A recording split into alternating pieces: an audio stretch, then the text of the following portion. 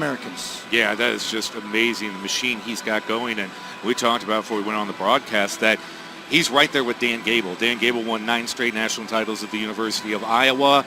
So really the kind of question, and it's not really a stretch of the imagination, Nick Mitchell's crew next year should be in a position to get into the first ever category of 10 straight national titles. With that being said, the first time that this NAIA National Championship, this pinnacle, comes to the Wichita, Kansas area, and they've done a fantastic job over the last couple of days hosting the event. Yeah, this is really, just a wonderful atmosphere. The fans are right on top of the action. You couldn't ask for a better venue.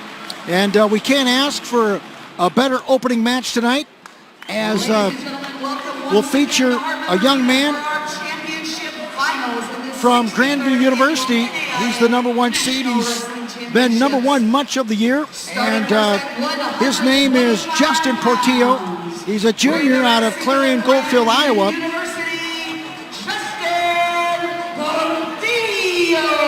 And his opponent tonight, a guy that has surprised a lot of people in this tournament, Todd. He came in as the #10 seed, but he's wrestled much better than that seeding, and that is the junior out of Montana State Northern, and Nick Coons. Yeah, Nick Coons, he, had a good run where he would have met up with Brown, the 2 seed at the bottom half of the bracket. Isaac Crowell knocked him off, and Coons just continued to stay hot. And Coons is one of those guys, he's gotten redemption as he's gone through this bracket here in Wichita.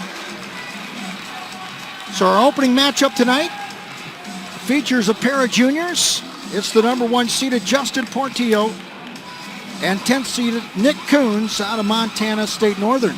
So when you talk about Coons, as you see on the bottom half of that bracket, he knocked off Syacin in the semis. That was revenge. He had lost to Syacin earlier in the year, and that's the thing, Ben. Anything can happen here at the national championships. The seeds, as you can see, Portillo, he goes chalk all the way to the final, but Coons disrupts the bracket and gets a chance to be at the top of the podium tonight. An intriguing matchup to begin the evening here. From Wichita, Kansas, our official tonight, our lead official, is going to be Mr. Dan Lang out of Cyrus, Texas. He'll be assisted by Mr. Lester McFall out of Medford, Oregon. Your officials for tonight's 125-pound championship bout, Dan Lang of Cyrus, Texas, and Lester McFall of Portillo Medford, Oregon. Officials is now a 3-time All-American. He was 3rd as a sophomore, or rather a freshman. He was 5th a season ago. He's already bettered both of those statuses. He knows he can be no worse than 2nd here tonight. What do you expect in this initial matchup? I think this is a good one. Portillo's going to set a tough pace. Him and his twin brother Josh, who's at Nebraska Kearney in Division II. He's a top 5 wrestler. It's in the blood, and he's going to push the pace here with Coons. Portillo in the black uniform. Coons, the #10 seen out of Montana State Northern, in the old gold uniform. And we're just underway here in our initial matchup tonight. Championship Saturday night right here on ESPN at the NAIA level. Gio started off digging in, trying to get those underhooks, showing the signs of maybe trying to go upper body a little bit.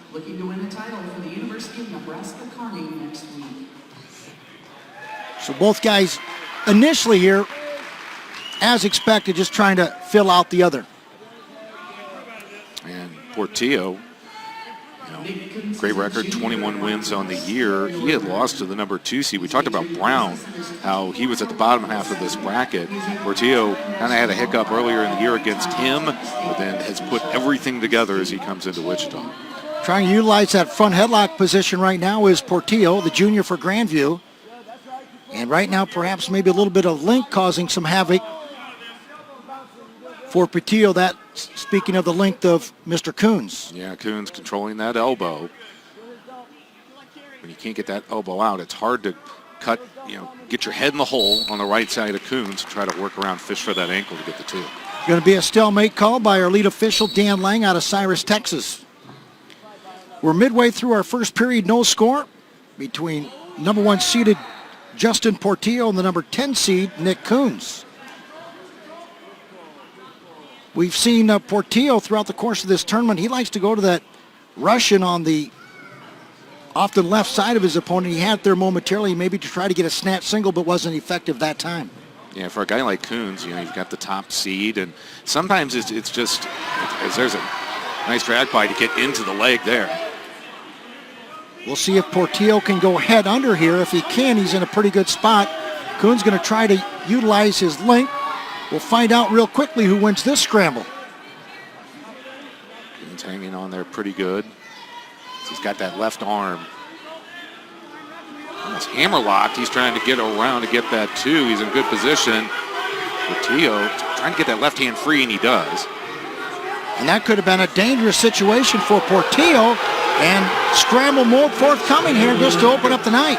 Trying to go Peterson here, but Coons able to scoot his hips away. He wants to try to get that left leg laced, and he gets the two. So basically, Coons, I think his strategy is let Portillo get on his offense, and he's going to play more of a defensive approach. And he did just that. Portillo shot, but it was Coons that capitalized and got the points. Credit to Portillo. He wasted little time, Todd. He got out swiftly to at least get that point back, courtesy of an escape. That is, and that's what you expect from a guy like Portillo. He's not going to lay there on his stomach long. Looks up at the clock, gets going, and gets that one. You think length had any... I think so, like you're saying. Coons is, growing up, it was always, the short, muscular guys. That was who the wrestlers were. But you see more and more kind of taller guys, and they know how to utilize their length and really kind of frustrate that guy that, isn't as tall but has a lot of muscle mass. So we go to the second period, and Portillo very good. He's got an East Coast tilt here. He's trying to go underneath on Coons. Good job by Coons of just basing out that left leg to prevent that from happening. Yeah, Portillo's going to really ride tough in this second frame. Got weight going forward, getting Coons' hands heavy. Nice roll there. And the reversal. He got a little bit high to Portillo, and it backfired on him a little bit. Coons took advantage of it. A nice job in a reversal, and the junior from Montana State Northern now leads 4-1. He's got the boots in. He's going to try to extend Portillo. You always throw your hips down. If you see extending the legs and you get some belly down, that's just really hard to combat because you're trying to get your knees under you. It's going to be potentially dangerous. I think that's okay, call. It was, you kind of looked at as far as his arms, and Coons, great ride there, but I know some of the fans, not pleased with the call, but I do agree with it. Here initially, I think really the length posed by Coons is causing a little bit of havoc for Portillo. It really is. And so watch Portillo. He needs to catch those legs coming in. See, as he brings his elbows back, he's got his right hand on those shins, but again, he's coming from both sides. You got a guy that favors one side when he throws in legs. In this case, Coons will come both. Advantage right now for Coons as he's got both of those boots in. He's going to stretch out the junior for Grandview here, and he continues to accrue riding time here in the second period.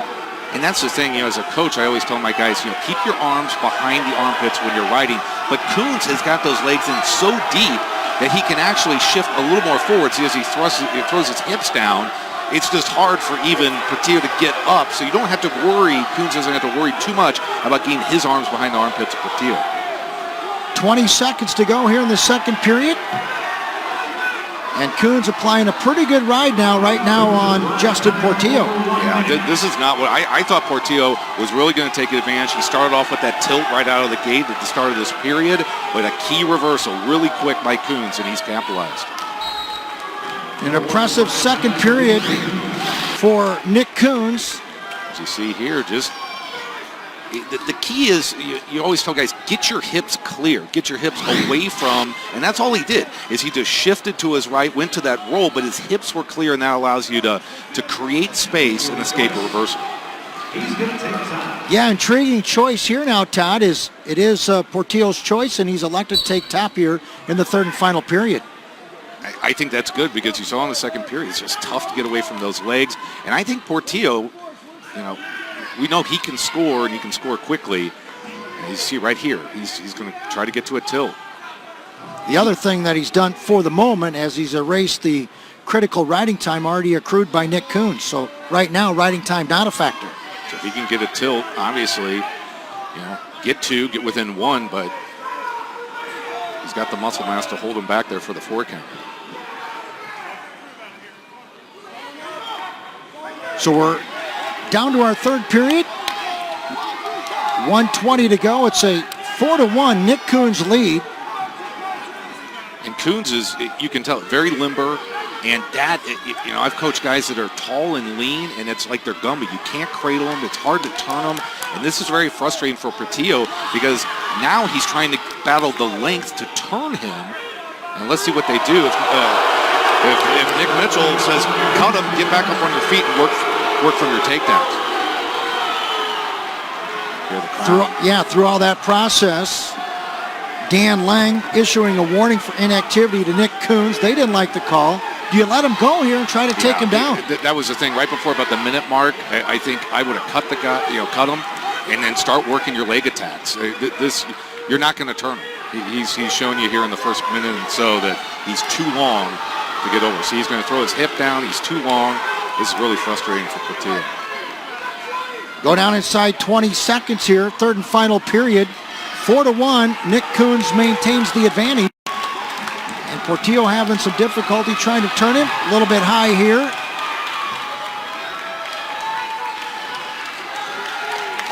And that would appear it's going to end that way. And indeed it will. Nick Coons, the number 10 seed, defeats number 1 seeded Justin Portillo. Final score, 4-1. Montana State Northern staff, they had a plan. You can tell they had a plan for Coons, and he executed to perfection. He really was able to neutralize the attack from Portillo in the first, utilize his length to ride him out in the second, and it just all added up. Don't want to beat the dead horse up again, but really the length was, I think, the difference maker in that matchup. The 4-1 decision for Nick Coons. He took advantage of his length. Portillo couldn't handle it, and a credit goes to the junior from Montana State Northern. And don't forget, Coons got that early reversal. If that doesn't happen, you have to wonder if Portillo could tilt, or he's not in a situation where he's getting some of his energy drained by being ridden out most of the second period. Good job to both wrestlers. So our first match of the night, we've got our first champion, and that is junior Nick Coons, representing Montana State Northern. 4-1 the final score. And now we're ready to wrestle at 100. And now we're going to move right up to 133, which should be another doozy of a matchup. In fact, these guys wrestled a couple weeks ago in their conference regional qualifier. And with that being said, our first representation tonight is Blazin' Terrakina, the red shirt junior out of Menlo College, out of Evan, Hawaii. Representing Warner Pacific, Austin Wallace-Lister. And here comes Warner Pacific's Austin Wallace-Lister as the opponent. Yeah, as you said, Terrakino and Wallace-Lister, they matched up in the Cascade Conference Championship match. And so it was Terrakino getting the 3-1 win 2 weeks ago. Here's a look at the bracket of how they got there. Certainly in the semifinals, Terrakino, he didn't have to face Roughage, the number 1 seed, so he knocks off DeShazer 6-4. Meanwhile, on the bottom half of the bracket, Garcia, he was the 10 seed trying to, again, we see 2 number 10 seeds in the finals along with 11 seed. He wasn't able to get there. Wallace-Lister controls and makes his appearance to the feature mat here Saturday night. Our lead official going to be Mr. Kit Sesker out of Cedar Rapids, Iowa, and he'll be assisted by Tony Guerrero out of Ramona, California.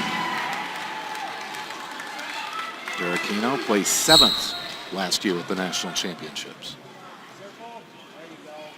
So we're underway here in our second title tilt on this championship Saturday night, featuring 4-seeded Blazin' Terrakina representing Menlo College, and opponent out of Warner Pacific, and junior Austin Wallace-Lister, the number 6 seed.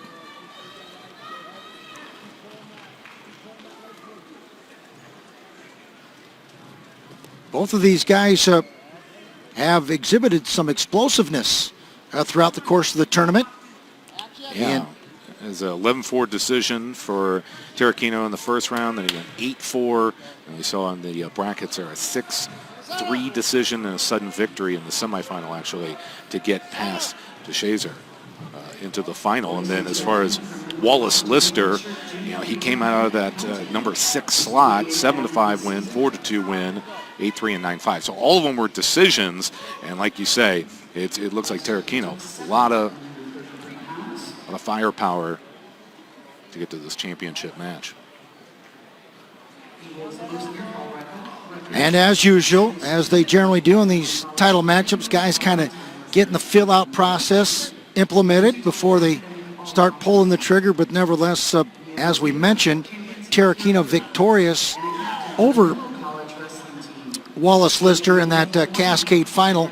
I think sooner or later then they might just open it up here just a little bit as we're more than halfway through our first period. Yeah, and before that loss to Tarantino 2 weeks ago, Wallace Lister hadn't lost since the out in Reno, which is December 15th, when he lost to Montori Bridges of Wyoming, who is currently ranked in NCAA Division I, ranked number 11 in the country. So these guys, as you saw, 3-1 final 2 weeks ago in the conference championship. So not much separates them at all. Tarantino right now, of the two, a little bit more heavy on the head, seeing if he perhaps maybe can wear down Wallace Lister a little bit. But neither one of the guys here in the early going have really taken a calculated shot to score some points. We go down inside 40 seconds of the first period. We're scoreless in our title matchup at 133. It's good hand fighting. That's the thing that will separate those guys that are above average, even really good to elite, is when you're able to hand fight, as a shot in there by Tarantino. Good scramble here. No points just yet. What's going to materialize all of this? We'll soon find out. Tarantino and Wallace Lister. Kent Sister's got the best view of us all right down in the center mat. Tarantino's going to hold on. Again, higher hips or head wins it. Wallace Lister knew he wasn't, he kind of knew where he was and knew Tarantino couldn't turn the corner to get the two. And that was a great job of officiating by Kent Sesker. He was patient. He let the guys determine the points, and there was no points either way. So a good job of officiating there by Mr. Sesker out of Cedar Rapids, Iowa.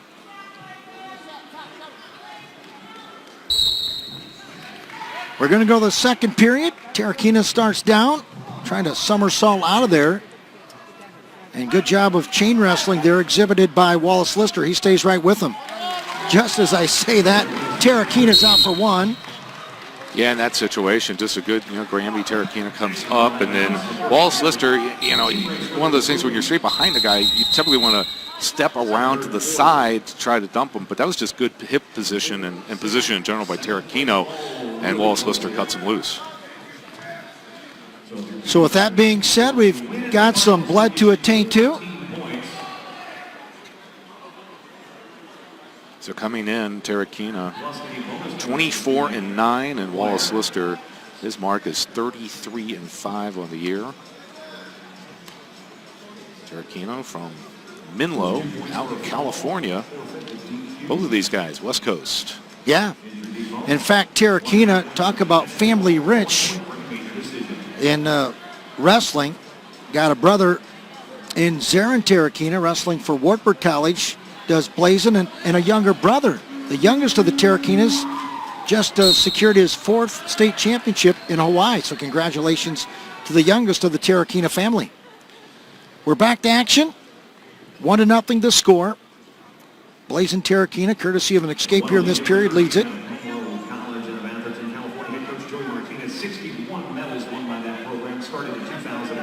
Tarantino's first varsity competition came at the Missouri Valley Invite. That was middle of January. He came out, won 4 of his first 5 matches. Is it more of the Tarantino good head-hands defense that has really limited Wallace Lister here, in your opinion, in the early going? Yeah, I think Wallace Lister, good position, but I think a speed advantage there for Tarantino. Certainly in that scramble we saw at the end of the first period. He's just very limber, very quick, and knows where he is in each position. Wallace Lister trying to establish a little bit of inside control, but Terrakina, not so friendly. He comes from right field on a good collar tie, and I think he's frustrating Wallace Lister for the moment. Yeah, you can club and club the back of the head and really work that. You got to be careful with hands to the face, though, especially at the college level. Here's a go ahead, little snatch single by Terrakina, and he couldn't convert.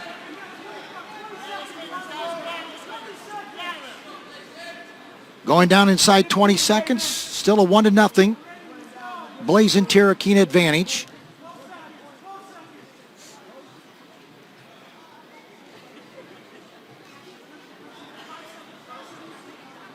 That would appear as though that's the way we're going to go to the third and final period. Terrakina going to dive in there beyond the out-of-bounds line, and that's going to do it for a second period.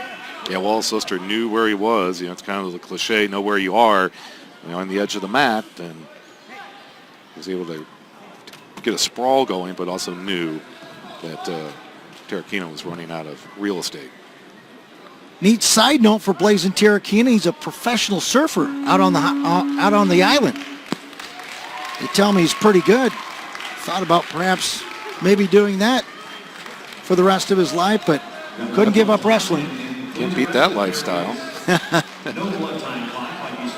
Well, they're cleaning up the blood here, and certainly Wallace Lister, you look at his face, he's got, this is what it is. That is the face of going a whole college wrestling season and into the national championships. You are going to show the battle wounds of, it is such a physical demand once you get here into March.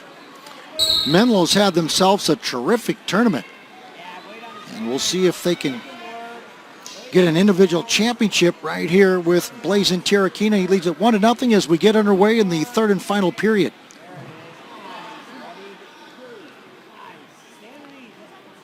Right now just trying to operate a pretty difficult claw ride from the right side of Wallace Lister. Not really trying to turn him, but trying to serve a purpose and accrue a little bit of riding time. Yep. Now the last individual rankings in NAIA, it was Wallace Lister being ranked number 1. Terrakina came in at number 6. But Terrakina is the 4 seed in this bracket. Wallace Lister, the number 6. Good job of Terrakina knowing where he was at. I like to use mat awareness. Lifted him, knew where he's at, got him out of bounds, knowing that he would get a fresh start. Yep. We're going to attend to Wallace Lister again. What's going to be the key here, Todd? Got a $1:13 to go in the third and final period. Riding time 34 seconds in favor of Terrakina. What do you look for here in the last 1:13? Well, for your Wallace Lister, you want to get up and away. You want to at least tie this match. As far as Terrakina, he just doesn't want to get into a scramble where, as a coach, you say, give up 1, not 2. So a scramble situation is not what, Terrakina wants. So tough ride, but if things get bad, let Wallace Lister go and only give up the 1. As you see, Wallace Lister fires out of there on the whistle. So Terrakina going to wrestle through the out-of-bounds line again. Now, they were on the edge of the mat, but that's what I was talking about. He goes to that Granby to a switch. Now he's on the edge of the mat, but again, Terrakina, he's to keep aware, not get into, like we saw in our first match, where the reversal, instead of an escape at the start of the second period, really helped Coons. 1:05 officially on the clock. 43 on the riding time sector, so Terrakina needs to ride him for 17 seconds here. And if he does, he will, for the moment, give himself another point for riding time advantage. But he's been really good, not really trying to turn Wallace Lister's, but he's been effective to keep him away from perhaps securing any points from the bottom position. And there's a tremendous rear standing lift courtesy of Terrakina. Yeah, nice mat return. There's nothing more frustrating. You build to your feet, and then that guy just lifts you right back up, and you're back down to square one. But this is Wallace. This is a great showdown between these guys because Wallace Lister is chain wrestling. He's going from one thing to another to get to his feet, and just Terrakina is just smothering him. He is riding really tough, and then a stalling warning on Terrakina. So 23 seconds remain, and do you let him go here? or you continue to ride him? Boy, you've almost kind of run out of time in terms of letting them go. With that being said, my thought process was Tarakina had already locked in a riding time Yeah, point. that's true. Yep. So, but this has been a splendid riding exhibition by Blazin' Tarakina. His family come from the island of Hawaii, and for good reason. They're right below us, and he is going to blow him a kiss. Your 2020 NAIA National Champion of 133, Blazin' Tarakina.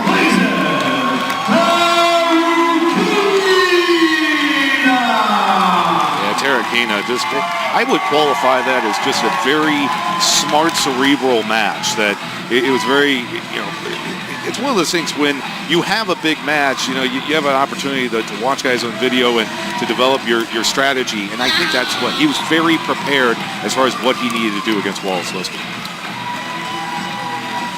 At the end of the day, all that matters is who's on top of the scoreboard, regardless of the separation. It's a 2-1 individual championship for Blazin' Tarakina, and he's got an individual championship for not only himself, but also representing Menlo College.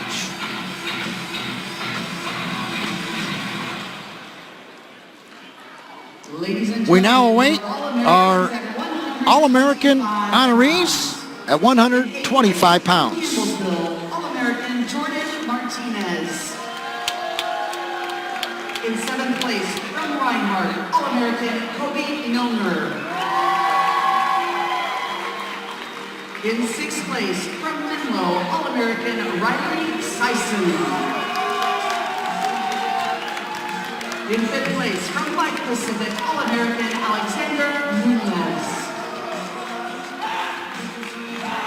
In 4th place, from Menlo, All-American Jacob Mendoza. In 3rd place, from Baker, All-American Emmanuel Brown. The runner-up at 125 pounds, from Grandview, Justin Portillo. And your 125-pound national champion from Montana State Northern, Nick Kuntz. Ladies and gentlemen, your 125-pound All-Americans.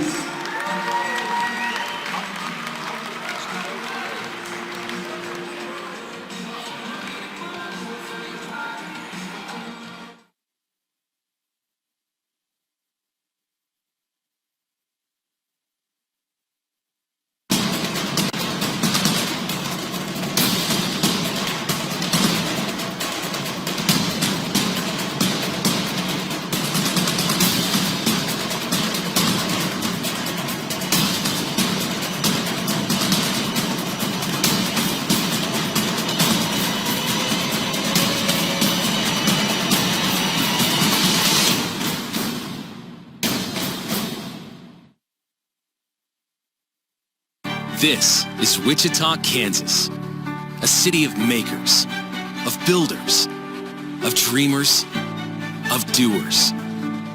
It is here where our big ideas are matched by our drive and passion to make them reality. A place where we honor our history while we're forging our future. We invite you to experience the place we call home, Wichita, Kansas.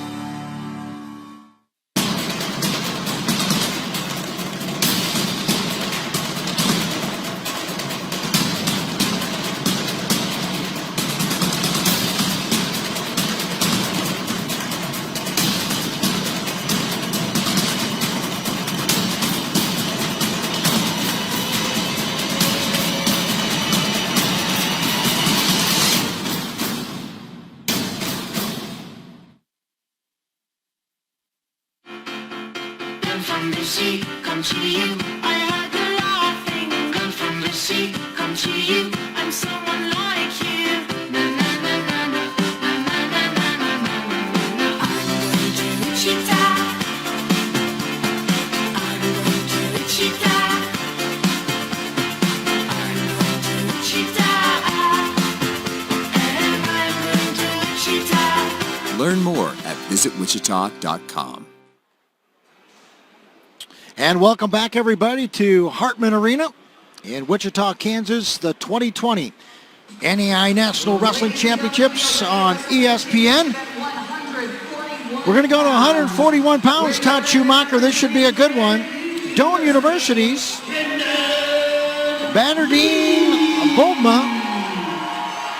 And his opponent, as you see coming to the arena, is number 1 ranked, number 1 seeded, Grandview University's Kendon Lee. Yeah, Lee comes in with 4 losses on the year. All 4 of those losses to NCAA Division I opponents, and all of them pretty close. So, one of those things, he's been battle-tested coming into the championships. Bernardine Boldma, representing Doane University, a Mongolian junior national champion, and this is how both of these young men got to this point. Yeah, Lee had a close one with James here in the semifinal, but Boldma really took care of business against Leon in his semifinal. So as far as coming into as far as momentum, Boldma put up a 20 spot on Fox in the quarterfinals. So he can score a lot of points. It'll be interesting to see how he matches up against Lee, who's number 1 in the rankings, number 1 seed in this bracket. Pretty good credentials for Kendon Lee. Comes to Grandview University courtesy of the junior college route, where he's a 2-time All-American and a 2-time finalist. And he likes to really move forward and pick up the tempo, and we'll see what Bernardine Boldma has in store for the Grandview Junior. Underway here. This matchup will be nice ankle pick. Officiated by Mr. John Hatfield out of Liberty, Missouri. He'll be assisted by Mr. Justin Thaw out of Newton, Kansas. And a quick takedown caught me off guard by Boldma. He leads 2-1. Yeah, Boldma went quick to that left ankle and grabbed it again. Finished it, got Lee off balance, and had to finish it, but it was the same attack. And I think what they're going to do, this is not a brick being thrown out by Nick Mitchell and the Grandview staff. I think it's more of an official review. Let's take a look at it. So he gets that. Lee tries to correct. And so basically what they're saying is, on that recovery, did he have control when he brought Lee down? I can see this being overturned.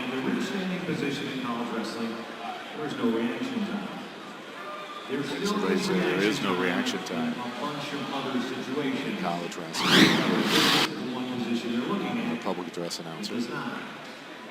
That was very quick, and there was maybe perhaps weight borne on that right hand that would make me think that that was a takedown, but that's why we're underneath the headsets, and those guys are looking at the monitors evaluating the call. They're the best. They're calling the shots, and they say no takedown.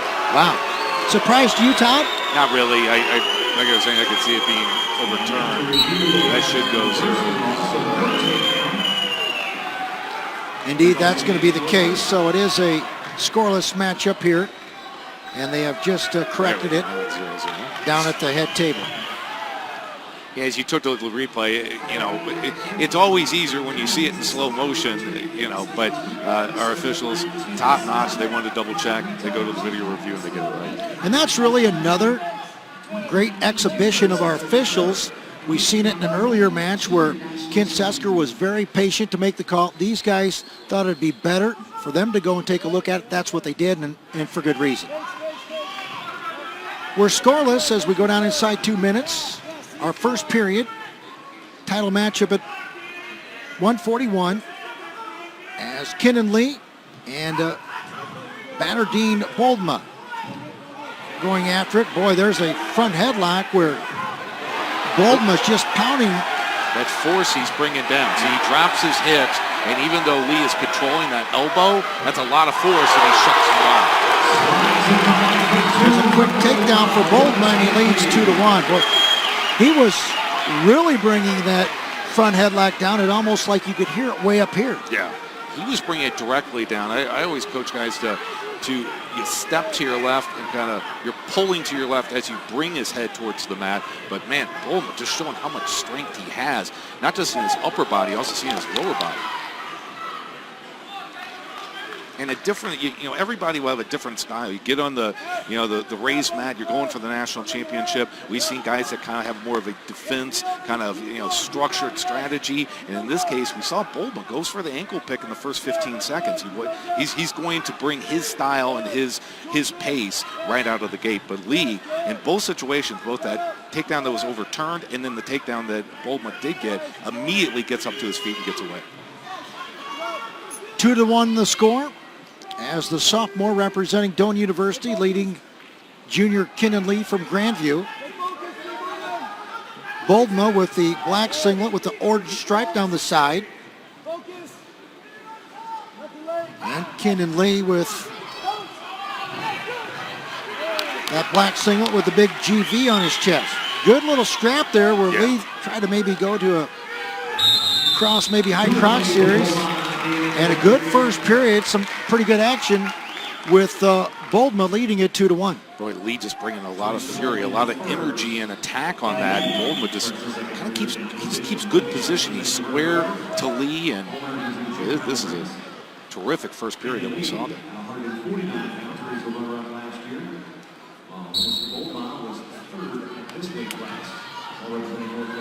So quickly to his feet is Kinnan Lee. Trying to come out for one. No points just yet. That could be two if he returns into the mat, and it is. Reversal there. So, you know, Boldma had the right idea. Stay on top of him, not give him any space, but it cost him in the end. Lee, just that fury of activity, and that's what you always want to see, especially when you're on bottom. Never stop. You should keep coming to your feet, and that's what Lee did. He gets two, not one. Well, he tried, I think. I initially thought he was trying to get maybe his right arm underneath that right armpit of Boldma, but he didn't even have to do it because in a reverse mode, all you have to do is appear behind the guy. Now, here's Boldma trying to maybe go to a standing switch. Kinnan Lee's pretty good here, and he's just going to let him go uncontested. As he saw Boldma try to go to that switch, he's like, I don't want to be in the same situation where I'm giving up two, and I can just cut him loose, get him out in front of me, and go on my attacks. Good one here at 141. We're tied 3-3 as we go down inside a minute of our second period.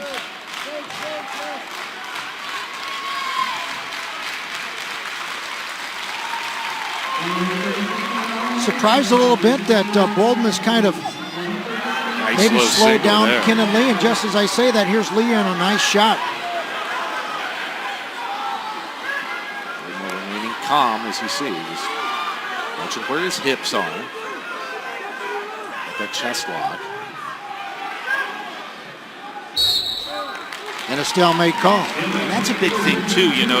It's one of those things, a guy gets a good shot in, he's deep, or he brings it up from the mat. You know, you see Boldman's just calm and cool. He doesn't panic, but Lee still brings it full velocity. So these guys just have different styles, but it really meshes for a great match. There's an ankle pick again. It was a no-doubter this time, Ben.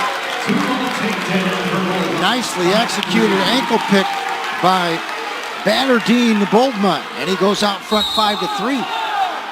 But see again, Lee, even on the edge of the mat, he's active to get to his feet and get away. And watch Lee, he is going to, this is a little thing too that you talk to your wrestlers about. He's going to keep eye contact with the referee where his whistle is. Watch, he looks right at it. And the trick that I would always say is you can tell when he's going to blow the whistle because he's got to bring air into his mouth, and you can get that quick jump. And a good job by Boldma to keep Lee down for the final 5 seconds. He'll lead at 5-3 going to the final period. That's what they're going to do here. On bottom. I think Nick Mitchell, head coach for Grandview, might have the approach. Let's see what we can do here in the first part of this third period as far as if, you know, get a tilt, get some points here. Otherwise, I think you got to go back up on your feet and work your attacks. Riding time at this point not a factor, and indeed that's what's going to be done on behalf of Lee. You were spot on, Todd. He's just going to let him go uncontested and try to get it done from the neutral position. I like this approach. Lee, just a lot of speed. He shoots in on that low single. And when you've got a wrestler like that, put him on his feet and let him, play to his strong suit. 6-3 advantage for the number 3 seed, Bannerdine Boldma, here in the third and final period. Kenan Lee's just been on the legs just one time, but it was defended very well by Boldma. And you maybe ask yourself how much energy was expended there on behalf of both guys on that good shot back in the second on behalf of Lee. Lee does not need to be in that tie-up. He needs to work from space. It goes to Boldma's favor to be in that tie-up. Look at this.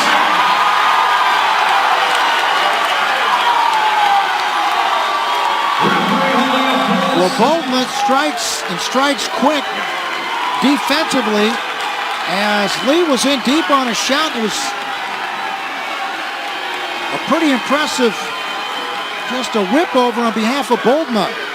And Lee's in trouble with 25 seconds to go in the third and final period. Boldma, calm, cool, and collected. He caught Lee coming in. Now he's got him in trouble.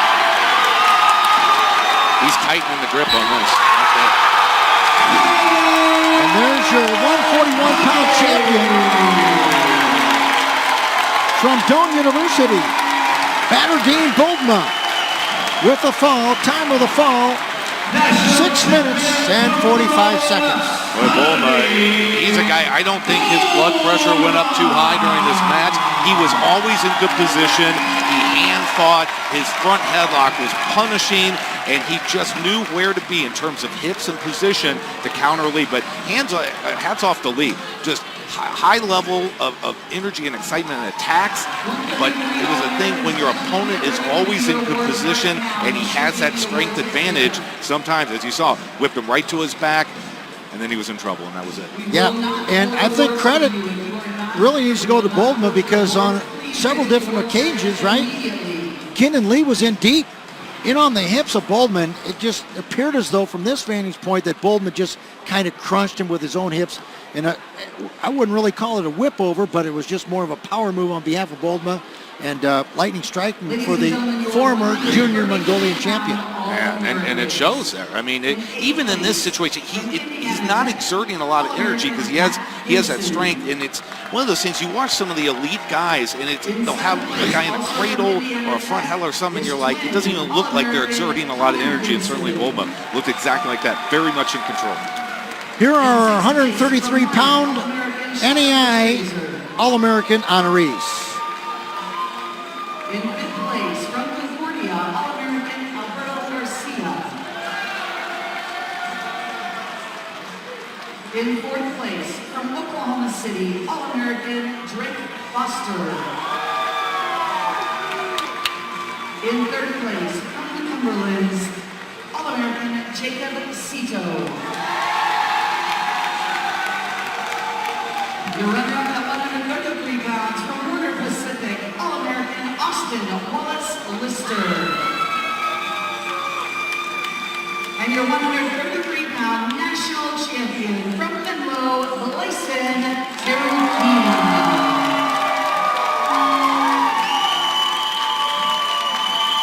Congratulations to Mr. Terukina. He's your national champion, representing Menlo at 133 pounds.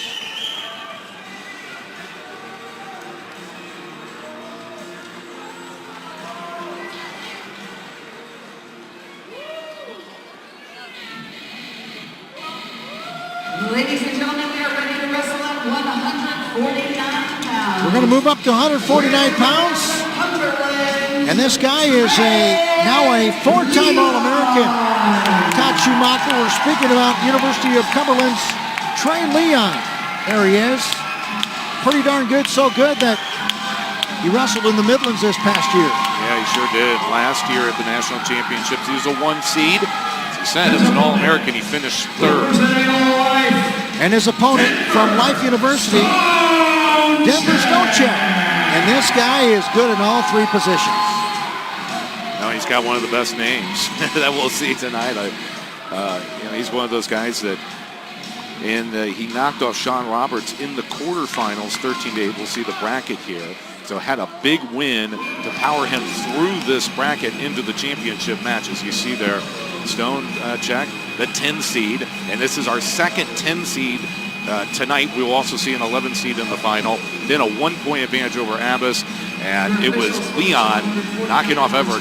First period falls, so he races into this championship bout. You know, sometimes when you get to the title tilt, Todd, you got a little bit of nerves, perhaps some anxiety. This is the second time that Trey Leon's been here. Back in 2018, he was defeated by Ohio State transfer Cam Desari 4-1. So he may have a little bit of nerves, but Trey Leon's been here before. Absolutely. Leon also won the Mid-South Conference title match between these two just 2 weeks ago. 9-4 was the final.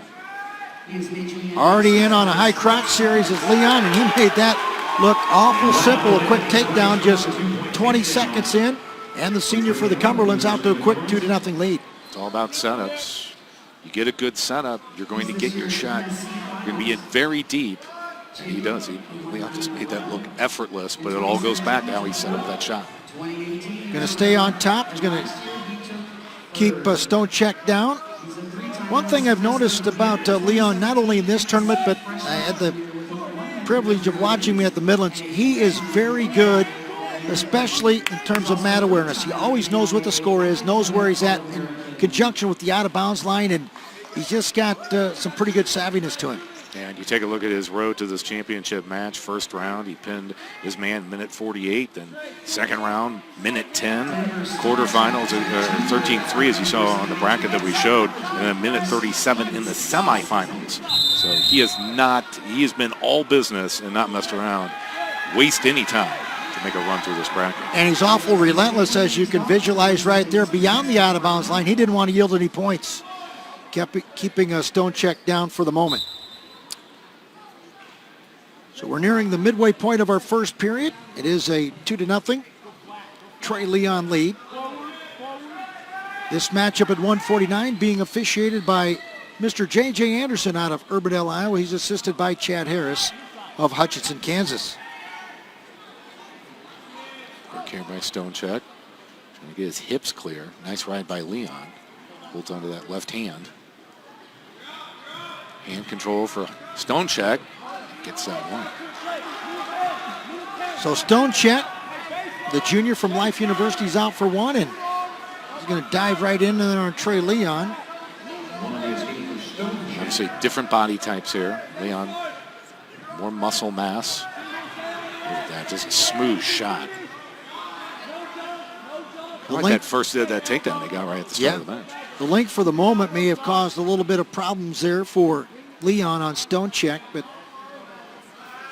he made that shot look pretty simple. He just couldn't convert it. Here's Stonecheck now, going to work on a Russian 2-on-1 ride from that neutral position, and boy, Leon's right back in on it. Yep. And another takedown. Great as far as you get out of that 2-on-1 and then go on the attack. Sometimes you get out of the 2-on-1, reposition, but it was just a seamless flow from getting out of that position to then on the attack and scoring the second takedown of the match. And you noticed where it was orchestrated at, right at the out-of-bounds line. That's, I think, is a mark of an outstanding wrestler. Always knows where he's at. Nothing more frustrating than when you give up points in like the final 5-10 seconds, and also when you give up points on the edge of the mat. Let's see how Stonecheck rebounds, regroups here in the second. Good first period for the now four-time All-American. The only prize that he hasn't conquered is that's the top prize, and he's off to a good start after the first 3 minutes. He leads at 4-1. Optional start. It's going to let him go. Look at the hand fight, really controlled on the back of the head. And he's already accrued a lot of riding time as well, I might add.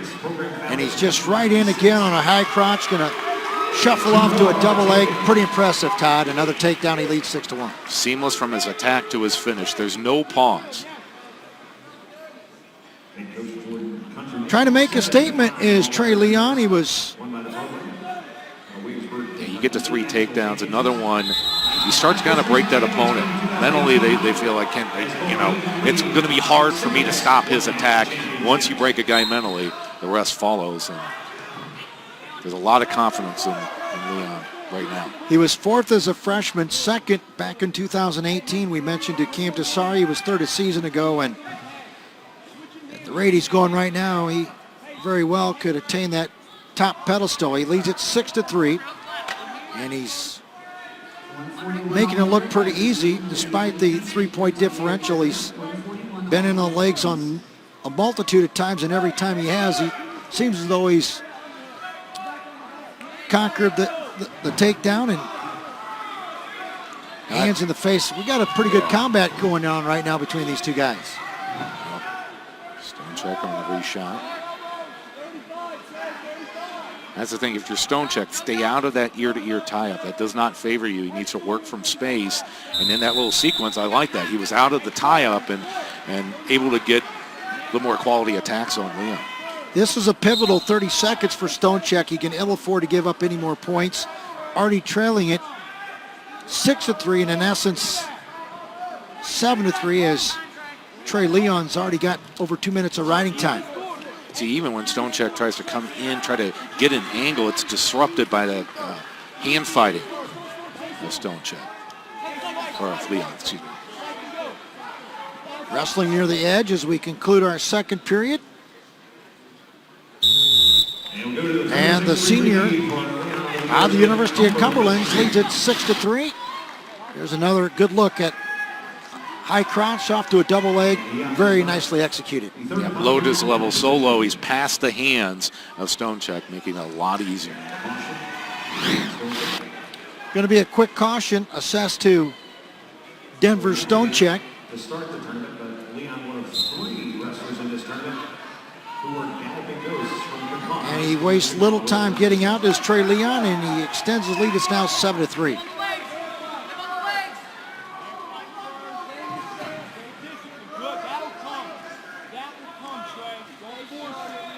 You can just see Stonecheck's doing everything in his power, and he just can't seem to get through the head-hands defense. And then right back in on the attack is Leon, trying to secure more points. And it's just seconds before securing another 2-point takedown. He just got to climb himself up over the back of Stonecheck, and he'll have another 2. Stonecheck trying to battle the lower body strength of Leon is just really tough. You're not going to be able to get into a scramble situation because he's bringing so much force with his lower body. Now a 9-3 advantage for Trey Leon, and he's amassed already 2.5 minutes of riding time, so you could put another tally on the board in the back of your head as this one concludes. Scoreboard won't inkle that until the match is officially terminated, but Leon does have another point forthcoming, and he is just tenacious. Everywhere that Stonecheck tries to go, it just seems he's breathing on him pretty heavily, and going to be an escape, and just like that, a pretty easy snap down, go behind. Yeah, Stonecheck was control. See, it goes back to that controlling the elbow. You're not going to get a peek out. It's just, he's in a bad situation there.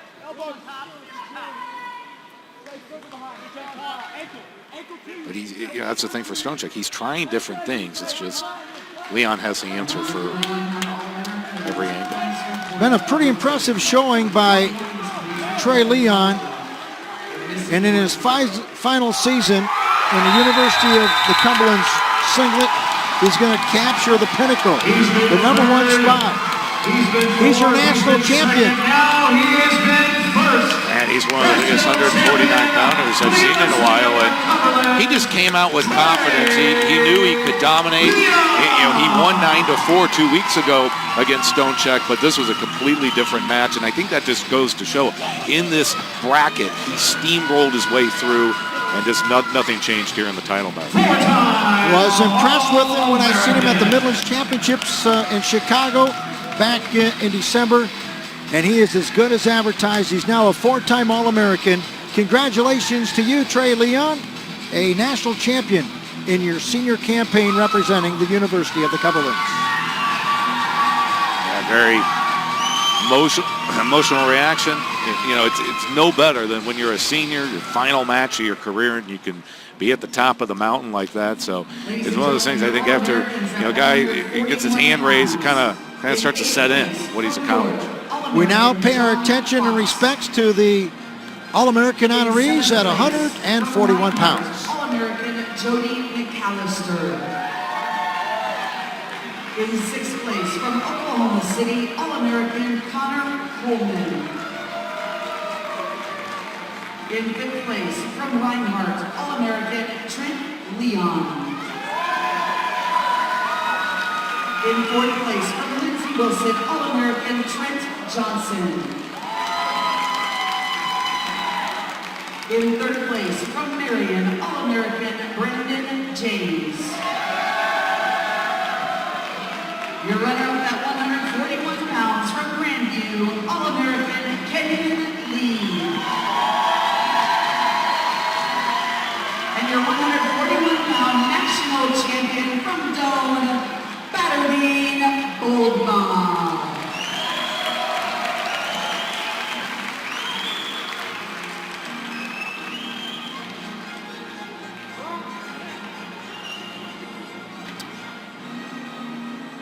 You're watching the NAIA National Championships on ESPN. We'll be back right after that. In a world where we expect instant, why wouldn't we expect our deodorant to dry in an instant? New Degree Advanced Protection Dry Spray goes on instantly dry for a cleaner feel. 72-hour protection in an instant. And welcome back to Hartman Arena, Wichita, Kansas, the venue for this 2020 NAIA National Championships, and we're going to go to 157 pounds. 7 pounds. Wearing the red of Grandview, Ronaldo Rodriguez. Representing Grandview University, the number 1 seed. He's had a sparkling season out of Buffalo, New York. Ronaldo Rodriguez Spencer. Yeah, he was sixth place 1 year ago at the national championships.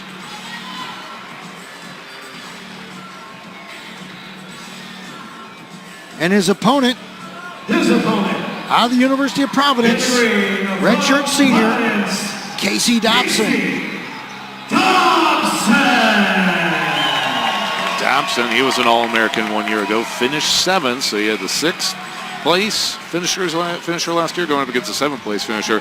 Dobson's a case where he has caught fire in the conference tournament, the Cascade Conference tournament 2 weeks ago. He went 1-2, but as you take a look at the bracket, he got on fire. He is our lowest seed in the championship as an 11 seed, as he got the sudden victory in the semifinal over Saxton. On the top half of the bracket was Rodriguez Spencer, who's really controlled throughout. He's had a major decision, then a big 8-3 decision over Jensen this morning, gets him to the raised mat.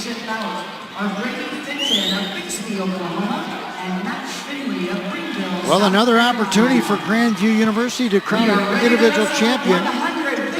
And they're going to look to Ronaldo Rodriguez Spencer to do so. Our matchup at 157 will be officiated by Mr. Brady Fenton out of Bixby, Oklahoma. He'll be assisted by Matt Finley out of Greenville, South Carolina. A lot of explosion for Rodriguez, and right there exhibited a quick takedown and near fall being met. Like you say, that's power right there. Straight force, runs him over. That's the thing, when you get a solid takedown, you're always looking for near fall when it's there, and it was there for Rodriguez Spencer.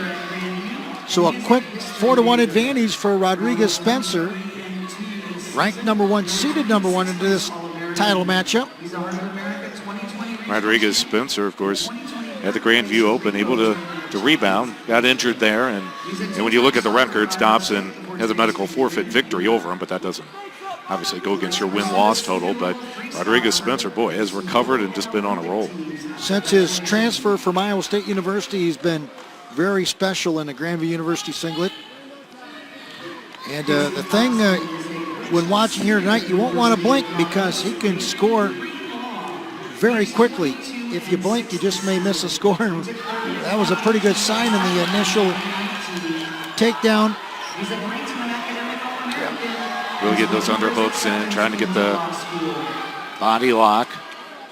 He has the strength advantage, it appears. He's got that underhook. right side of Dobson. They're going to separate momentarily, and we got some blood. Talk about his history at Iowa State. No surprise, he went out to the Reno tournament back in December, did very well, had a close match against a Wyoming opponent out there. His only other loss, it was a sudden victory loss to Brandon Murray of Lewis, and there you go. Just smooth, and as you see, he had that claw as he's coming on the finish. So he's driving, and with that claw around the right shoulder of Dobson, that allowed him to get those 2 quick swipes for the 2 points. At that big 4-point exchange, it was like boom. Yeah. And if you're not ready, your feet are cemented to the mat, you better be careful, because Ronaldo Rodriguez-Spencer, he'll strike quick, and when he strikes, it's pretty efficient. Yeah, when college wrestling changed, it was about 3 years ago, going from the 3 near fall to the 4 near fall. You say it's only 1 point, but in that situation, if Rodriguez-Spencer had gotten 4 swipes, a 6-0 hole is a big hole to try to get out of in college wrestling, especially Certainly, at this level. well stated. So we're more than midway through our first period. What is a 4-1 Ronaldo Rodriguez-Spencer advantage. Tried to go to a little bit of a whip over to a low leg attack. He just about got that left ankle of Casey Dobson.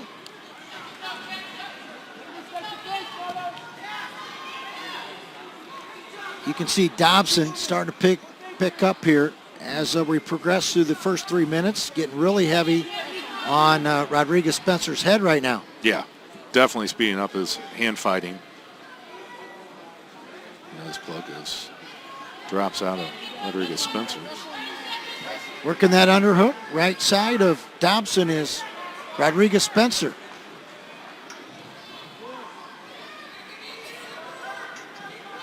Four to 1 the score. We're in the first period from Hartman Arena in Wichita, Kansas, the 2020 NAIA National Championships. Grandview University with their 9th consecutive team title. As we go to the closing seconds of the first, Rodriguez-Spencer, even in the neutral position, really controlling things and calling the shots, so to speak, as far as his position. Spencer going to win the flip. He'll defer to his counterpart Dobson, and we'll see Dobson elects to go down. Dobson did get that escape in the first period. Rodriguez-Spencer thought it was going to be that was very quick. Dobson just guessed it right. Got to his feet fast. 4-2 now the score.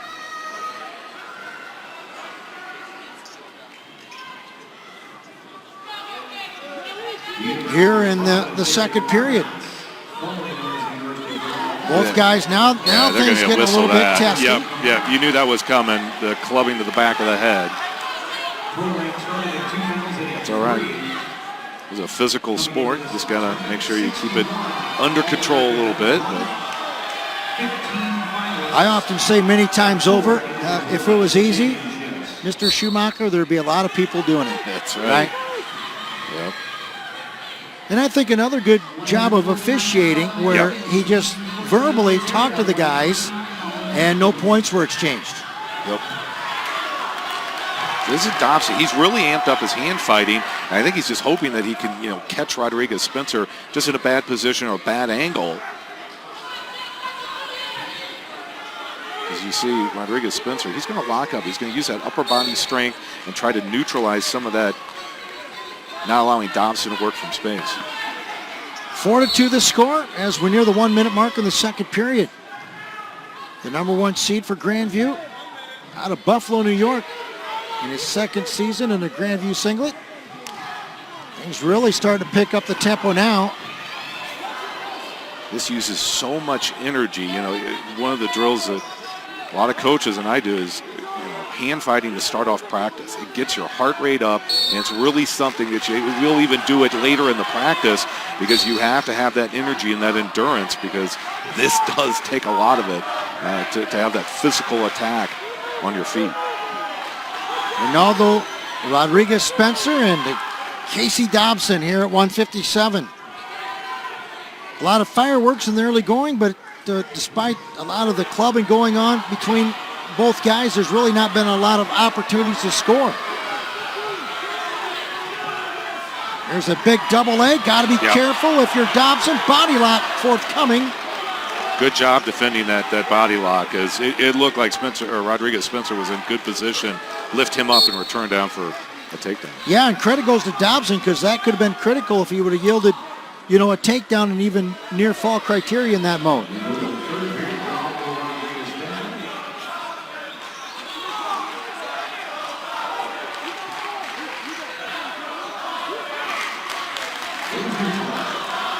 So Rodriguez Spencer has elected to go neutral. Initially, I thought he selected to go down, but he changed his mind.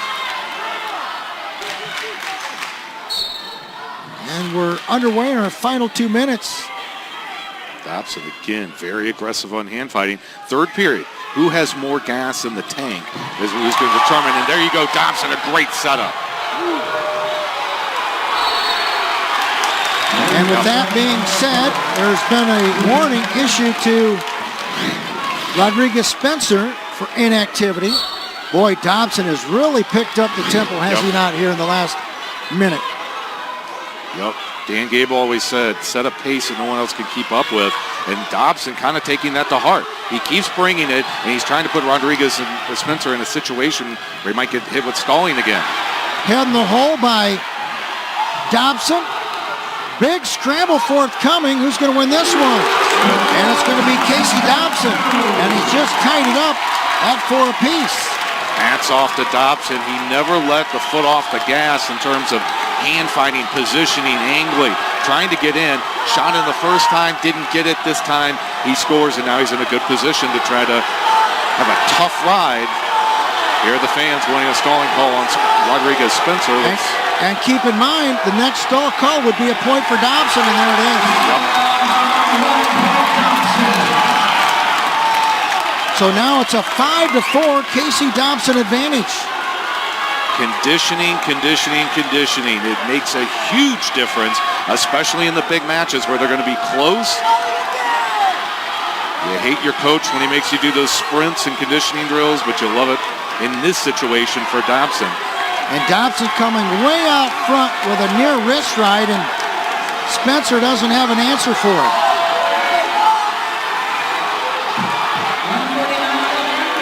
Dobson showing these, hey, my hand's trapped here. I'm trying to work here. Short time, they'll go with a stalemate. 10 seconds remaining in a stalemate call. The fans were thinking another stalling call. A reset is what Rodriguez Spencer wants with 10 left on the clock. The difference here in the third period has been the physicality of Casey Dobson. And out for one is Rodriguez Spencer. He got that reset, and that's what he needed. He took advantage of it. When you get a chance to get that one and knot it up, he took it. Well, here we go to 1 minute Sun victory overtime. Dobson all over the head of Rodriguez Spencer here in the Sun victory frame. Yep. Same approach as he had in the third period. Continues to battle as Casey Dobson, the 11th seed on number 1 ranked Ronaldo Rodriguez Spencer. Attempt under cups, and then Rodriguez and Spencer comes around. Wow. Terrific finish, Ben. I'll tell you what, you want to talk about lightning striking and striking quick? Ronaldo Rodriguez Spencer, just when you thought he was hung out to dry, bam, the firecracker went off. And he secures an individual championship for himself and Grandview University at 157 pounds. Yeah, he was running on fumes, but he had more left in the tank and one more move left in the arsenal when it counted in sudden victory. In all the years I've followed and broadcasted Grandview University Wrestling, I don't know if I've seen a more emphatic and jubilant Nick Mitchell. Well, it's one of those things. It's just both of these guys, so much heart, so much fight. Dobson had to come back in and keep coming to get that takedown, to tie it up. And then it was Rodriguez Spencer. He figured out how to get it done in the sudden victory, and he's on top of the podium tonight. So an exciting finish at 157. Senior from Grandview University be crowned national champion with an exciting 7-5 verdict in sudden victory 1. We turn our attention to the award honorees and All-Americans at 149 pounds. In 7th place from William Penn, All-American Joe Eves. In 6th place from Missouri Valley, All-American Richard Pocock. In 5th place from Hughlesville, All-American Michael Deemer. In 4th place from Grandview, All-American Tanner Abbas. In 3rd place from Menlo, All-American Devin Everett. Your runner-up at 149 pounds from Life, Denver Stone Chuck is your All-American. And your 149-pound national champion from Cumberland's Trey Leon. And a big congratulations to 4-time All-American Trey Leon, and in his final campaign, he's a national champion.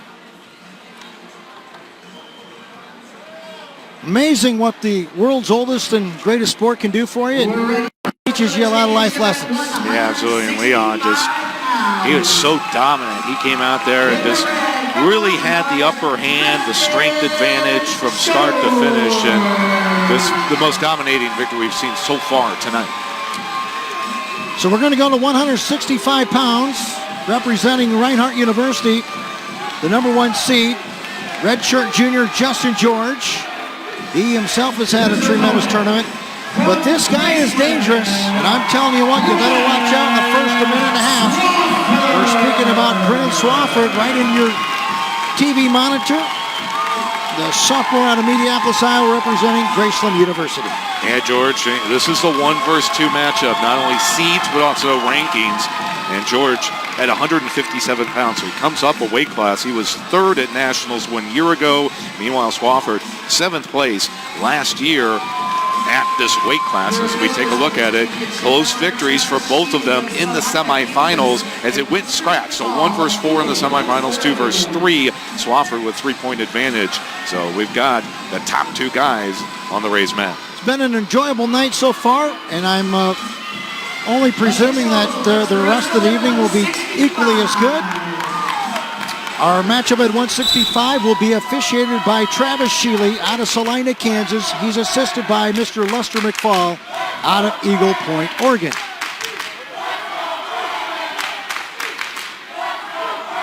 That's the thing that we announce at all different levels, and what I love about NAIA is that in the finals these guys open up.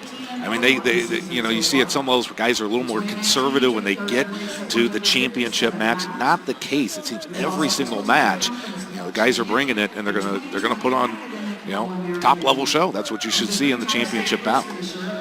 Like we seen in the match prior with Ronaldo Rodriguez Spencer, this young man out of Graceland, pretty dangerous in the cradle positions. He really turns it on from the near side cradle position. He has struck on several different opponents in the tournament.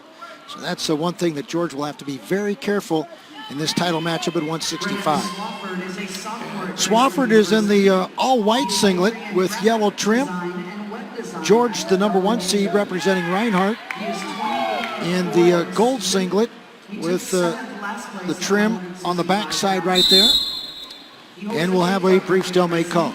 Yeah, George, in the Appalachian Conference Championship title match, he beat his teammate, Cole Tennety, just a couple weeks ago, and then Swafford. He was 194 and 22 in his career at high school. Just All-American last year. So George's going to dive in there just briefly. He's Graceland's freshman male athlete Swafford is defending, trying to go to near ankle, but putting a lot of pressure initially in a front headlock series. Likes to scramble around his Brennan Swafford, and we've got another stalemate call. Swafford, he beat Giovanni Bonilla of Grandview 2 times in a row at the Heart of America Conference Championships, and then like we saw in the bracket semifinals this morning. No score as we near the 1 minute mark of our first period.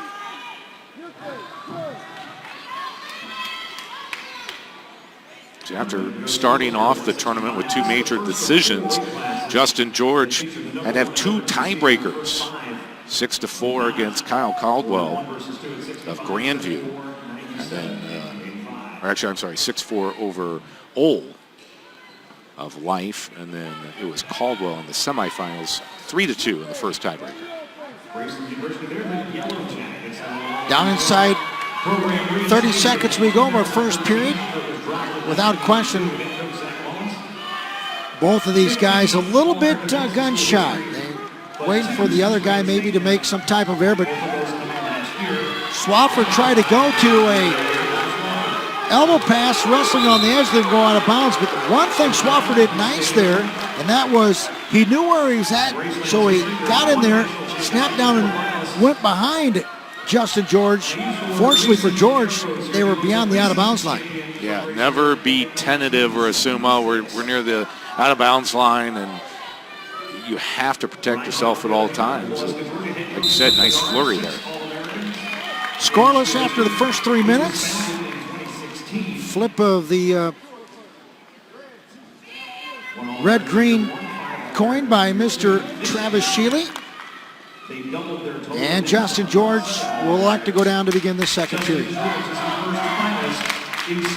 Well, this is our second year together. Our second year just as good as our first. This level, some pretty good wrestling. Absolutely. And like you say, first period, these guys were tentative. Now let's see what happens as far as how George works on the bottom, but Swafford riding tough here with that tiger ride. Really got that left wrist. I think he initially wanted to maybe go to a head lever, did Brennan Swafford. Yeah, now he's rolling wrists.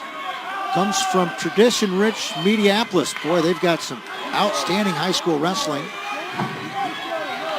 And he's not letting George up for a second. Going to keep him down as they wrestle near the out-of-bounds sector.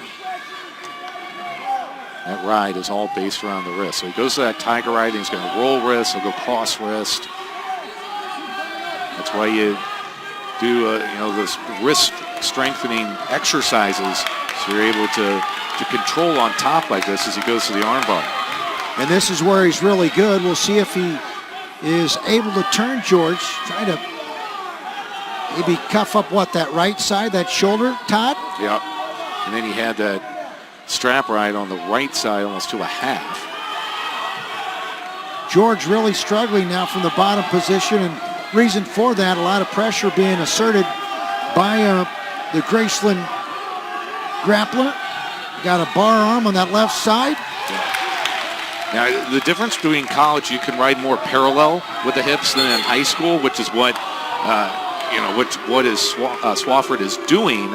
But still, he's putting all that force down on. It's just hard for George to get his knees kind of, army crawl back to his knees and get working. Let me ask you this, as a former coach, how much starch is this taking out of the guy on the bottom in Justin George? It really does, because you always want to be on your base. When you're down on your stomach, you're using so much energy to not only make sure that you're not going to get turned, but also to try to build back up to your base. They're going to say a locked hands calls on Swafford. And although it is a point, if Swafford is able to ride him out here, really, he does need to get out in the third period. He'd still be ahead by a point, but right now he trails it 1-0. And a good job by George. And good wrestling by Swafford to keep him down for the moment. How about this? Yeah, he drapes over him. 50-50 position. Wow, that's just some good wrestling on behalf of Swafford. So 1-0 on the scoreboard in favor of Justin George, courtesy of a locked hands call. Guilty party, Brennan Swafford, and Swafford's choice. Now he'll go down for the final 2 minutes, and he has to get out technically within the first minute. Yep. And George on that last reset, you're talking about bringing your hand up to get that hand free from the sit-out position. He brought his hand back.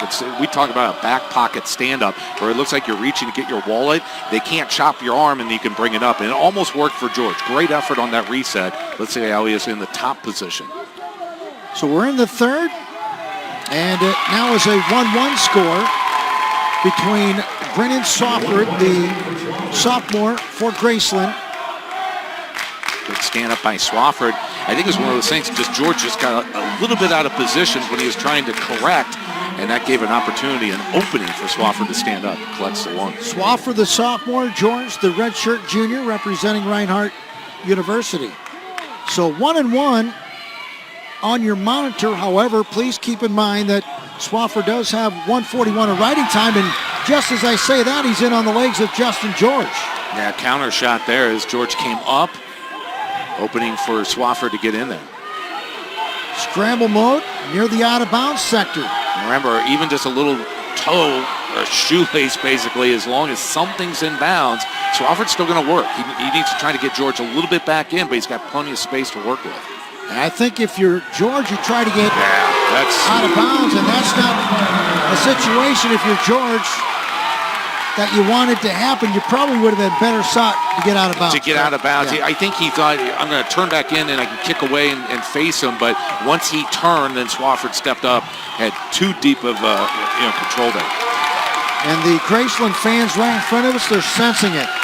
That's, we talk about the mark of a champion is how do guys wrestle in difficult situations? Well, Brennan Swafford, wrestling beyond the out-of-bounds line, just secured himself his first national title because there's no coming back from this with 5 seconds to go. In essence, a 3-2 score put a riding time point on the board. Congratulations, Brennan Swafford, a 2020 national champion at the NAIA level. Final score, 4-2.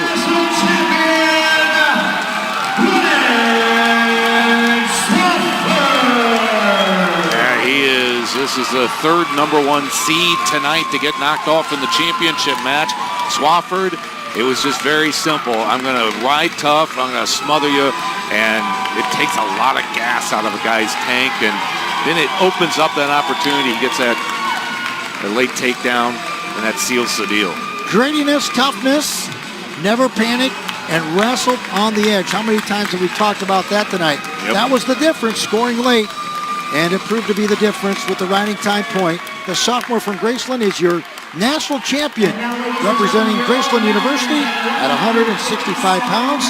With that being said, we're going to pay tribute to all of our All-American Award honorees at 157 pounds. Oklahoma City All-American John McGowan. In 6th place from Grandview, All-American Dalton Jensen. In 5th place from Southeastern, All-American Dylan Chatterton. In 4th place from Lindsey Wilson, All-American Derek Smallwood. In 3rd place from Reinhardt, All-American Nolan Saxton.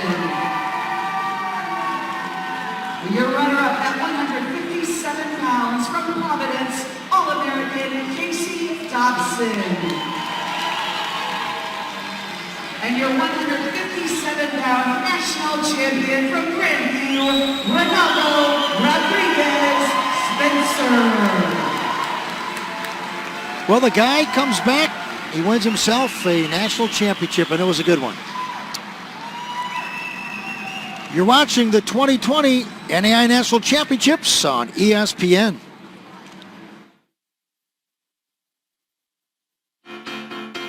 From the sea, come to you. I had the laughing. Come from the sea, come to you. I'm someone like you. Na na na na na na na na na na na. I'm going to Wichita.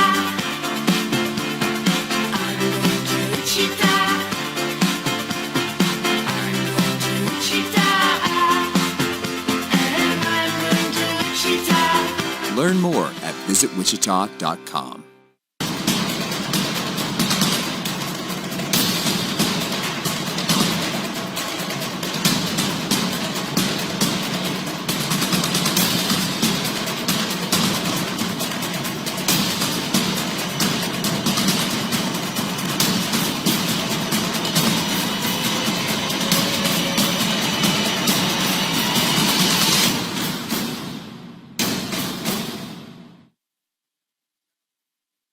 This is Wichita, Kansas, a city of makers, of builders, of dreamers, of doers. It is here where our big ideas are matched by our drive and passion to make them reality. A place where we honor our history while we're forging our future. We invite you to experience the place we call home, Wichita, Kansas.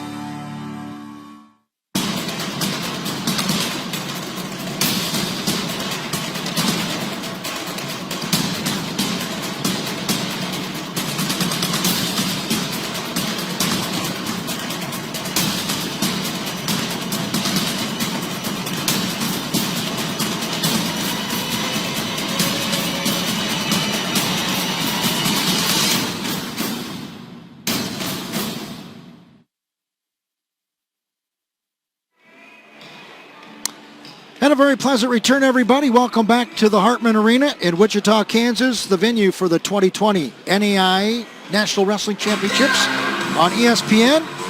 And we've crowned 6 individual champions. We'll go to our 7th matchup of the night, and this should prove to be a very good one.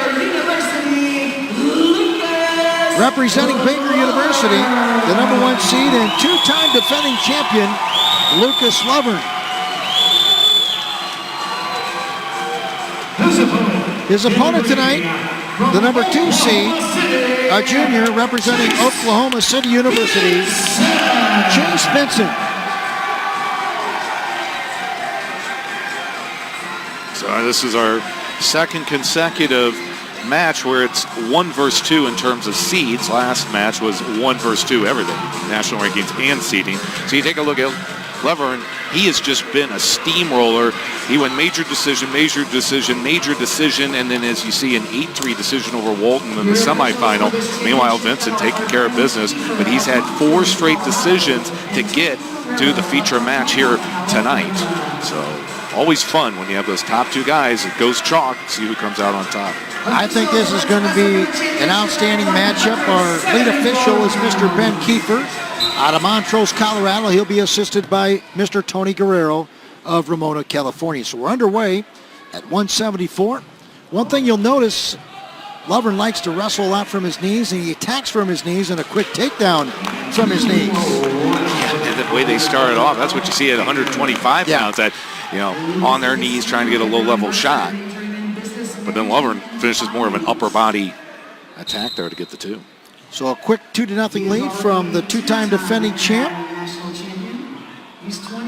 And Lovern coming into this, the last 10 matches leading up to the national championships. He had 7 matches that were either fall or technical fall. And as we said, 3 major decisions on his way here. And Lovern is really relentless as well, Todd, from the top position. He's got a lot of length to him, and this is the position he likes to be in. A lot of claw spiral rides, and really likes to take the starch of the guy from the bottom position. And Vincent, he was 4th last year, so he was an All-American, but earlier this year when these 2 met, Lovern, 12-0 win in the title match of the Missouri Valley Invitational. The fact that you just bring up that 12-0 deficit, how does that play mentally in the factor of Chase Vincent? Yeah, well, you go kind of back to the practice rooms. I need to improve, and I think one of the things that, not seeing this match is as far as leg attacks for Lovern, and it can be kind of overwhelming, but you have to kind of take it in sections and say, okay, I need to improve on the down position if I see him again. But like you say, Lovern just smothers you on top. Yeah, he really utilizes his length to the best of his abilities, and there's been a couple instances already here in the first 130 where you'd think Vincent had a good shot of getting out, but Lovern has other ideas. He's down, continuing to ride is the senior out of Baker University. Yeah, it's how many mat returns have we seen here in the first by Lovern? I'd say at least 5. That takes a lot out of on the bottom wrestler. You're coming up, you're continuing to fight and to get to your feet, and it just gets thrown back down to the mat, and you got to start over. And the thing about it, Lovern's already amassed nearly 2 minutes of riding time, and yet we still have 55 seconds remaining in the first period. That's got to be a mind-boggling situation if you're running it through your mind of Chase Vincent. Yeah, and Vincent, you know, it's the way Lovern rides. He's not going to break you flat and you know, lacing legs or where you're always trying to fight up from your stomach, as in this situation he has, but sometimes he's just going to let Vincent kind of go to his base, and he's just in good position as far as hands are, his weight. It's deceptively, you go, he's not really doing much, but he is. He's always in good position, and it just frustrates Vincent, and if Vincent gets to his feet, as we saw, just brings him right back down. And even for that matter, every time that Lovern returns Vincent to the mat, that takes some starch out of Vincent as well, those return lifts. So now he's going with a little different riding style. As he is going to put Vincent flat on his stomach, trying to get that hammer lock as he's trying to turn that wrist out. He's kind of a chameleon in terms of how he rode. The first part of this period, we saw him just kind of stay in position, and now he's punishing Vincent. An impressive first 3 minutes for the two-time defending champ, Luke Lovern. He leads it 2-0. Probably more significantly, however, though, he's already amassed 2 minutes and 45 seconds of riding time. So I'm presuming if you're Vincent, it's your choice. You're probably not going to go down. And just as we say that, Lovern's choice, he elects to go down to begin the second. As you saw that takedown in the first 20 seconds of the match, low shot, and he finishes with more of an upper body attack.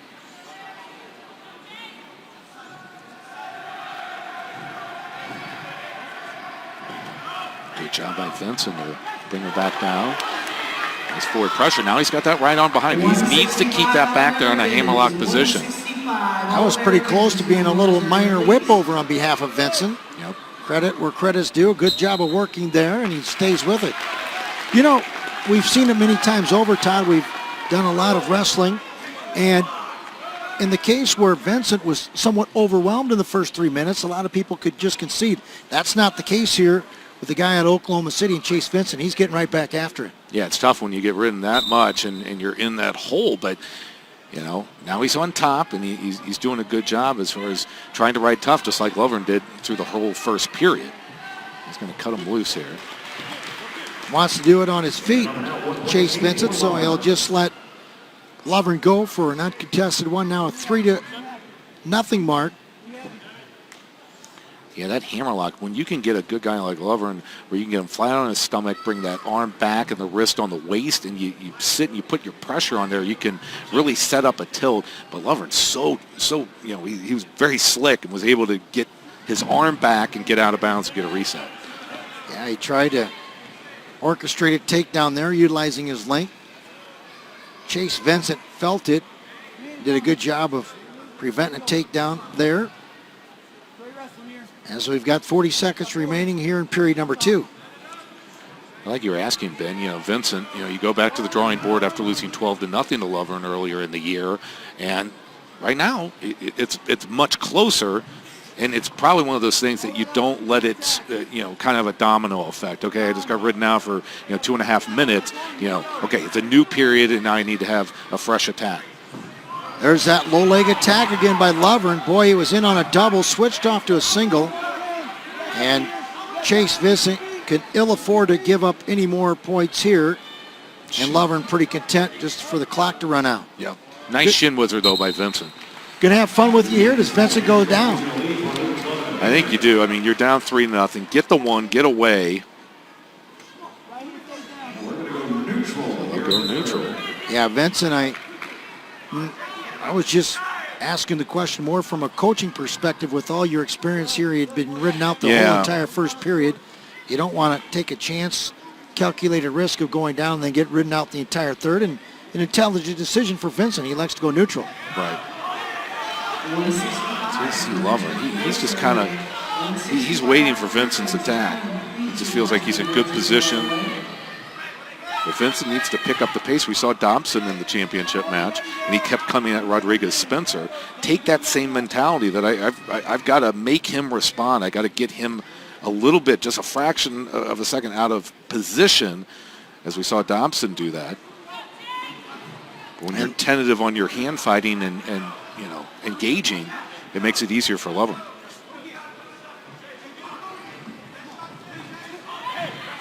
And Vincent, with his activeness from the neutral position, and I would more so say half shot attempts, is just got nice body lock, yeah. It's one of the things we talked about Lovren as far as being a chameleon and how he rode in the first period. It was two different styles. And in this, his shot to get the takedown in the first 20 seconds of this match. Low shot, finished with more of an upper body finish. And then there, he just went straight to an upper body. So he's able to kind of adapt. And that's the thing. High school guys, they'll have their moves that they like to go to. There's certain shots. But then you see college guys, they'll go from one thing to another. Kind of more of a flow is what I talk to guys about. There's a nice switch for Vincent. He's out for one. Just 30 seconds to go. Riding time has been secured by the two-time defending champ, Lucas Lovren. Vincent's going to dive in there in good defense with front headlock and underhook series coming courtesy of Lovren. And would appear as though, unless lightning strikes and strikes quick, that Luke Lovren is going to capture his third consecutive national championship. And they shake hands. How do you like that? Before time even expires, and there's the three signifying three-time national champion. Great sportsmanship, and just, he's a guy, Lovren, that comes in, a lot of confidence. He'd been there at the top of the mountain 2 times before, and he knew he could control the situation. He had beaten Vincent earlier in the year, but that really, you still have to come prepared. Luke Lovren does, and he gets another gold medal. Pretty impressive showing for now the three-time national champ, and he'll put a big stamp on Baker University Wrestling in the program there. Congratulations to our champion at 174 and Lucas Lovren. We now pay our attention and respect to those that were All-American Award honorees at 165 pounds.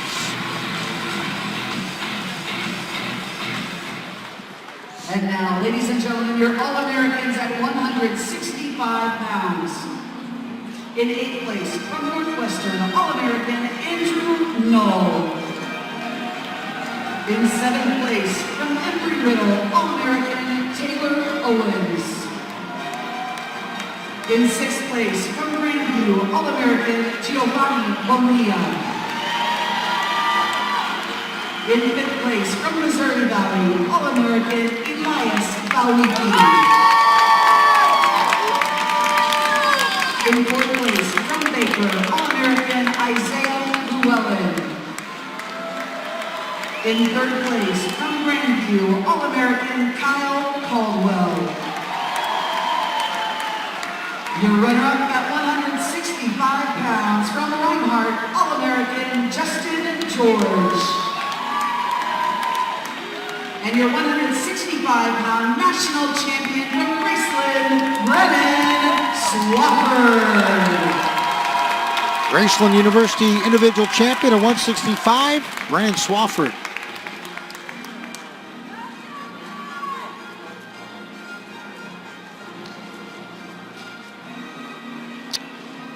Well, 3 matches remain. Your thoughts to this point, Todd Schumacher? I'll tell you what, we saw a very dominating performance, and really 2, as far as Leon of Cumberland's at 149 pounds, and then Lovren, the 3-time champ, just at 174 pounds. But besides that, I just like the excitement level, and really these matches, they open it up, and anyone can win. That's what you like to see in a championship. Not conservative wrestling, but hey, we want to see the best clashing.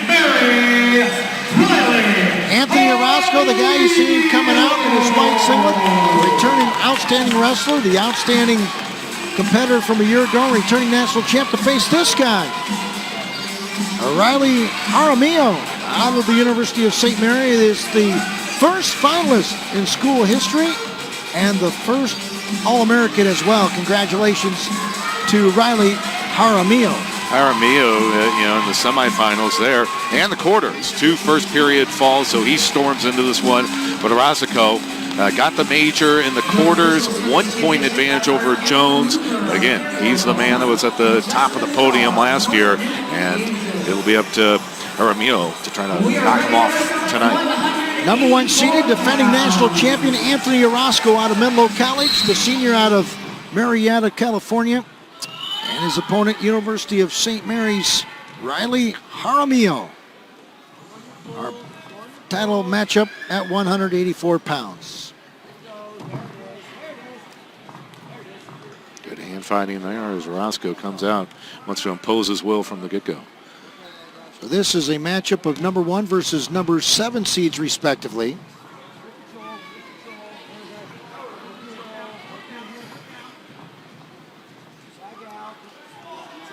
And trying to circle out of a front headlock series is Orozco.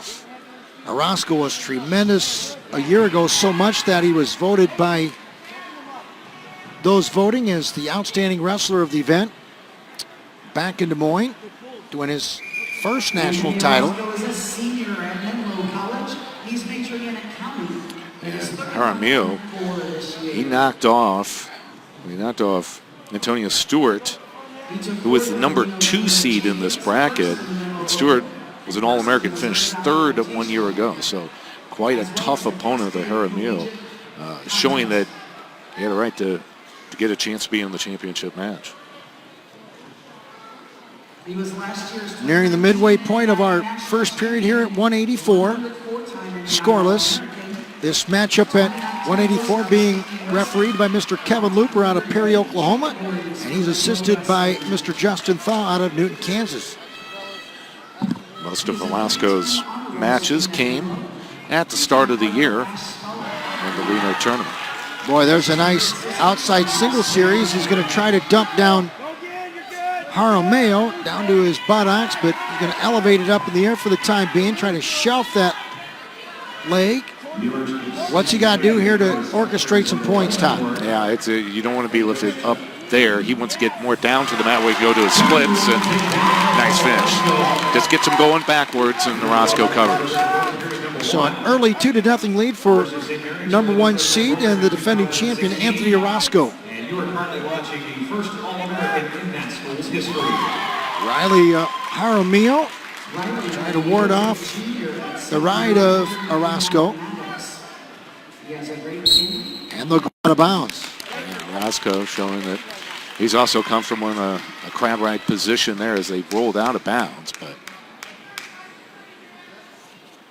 Menlo already with 1 individual champion tonight, courtesy of a nail biter 2-1 victory for Blazin Tirakina. So Anthony Orozco trying to make another individual championship for Menlo College. nice mat return. That's our second we've seen for Orozco here in the first period. Sometimes I think that rear standing lift, putting down the opposition, plays its toll a little bit more than a really harsh ride from the top position, as you see right here. Yeah. Because, when a guy returns, you want to try to kind of be like a cat, land on your feet, be able to bounce right back. But a good mat return will just take you right straight to your stomach. As you see here, just a tough ride, tough crossface too. They often say that's not so friendly when it comes from left field. That's the thing, you always say as far as, the top half of your arm, you don't want to bring it in from left field, but you certainly is nice.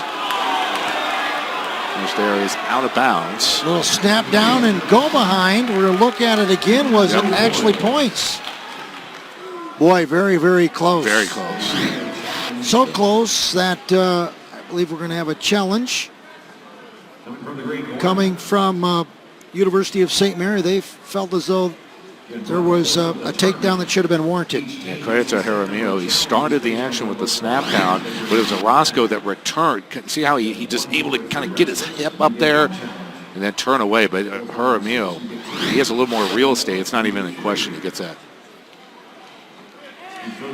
A little bit different this year, Todd, that maybe those that are home watching or even here in the arena for that matter need to be aware of, that the reviews that they take a look at, they're not being reviewed by the officials themselves. They've actually got a supervisor down there that oversees the officials and somebody that they have assigned for this purpose just to look at the review. So somewhat of an unbiased opinion coming from a guy that has been here throughout the course of the last couple of days evaluating these guys in the gray shirts with the black stripes. Yep, and that's kind of, you would say, more kind of with international style. You have the judges, and they will a lot of times make the decisions on those calls. So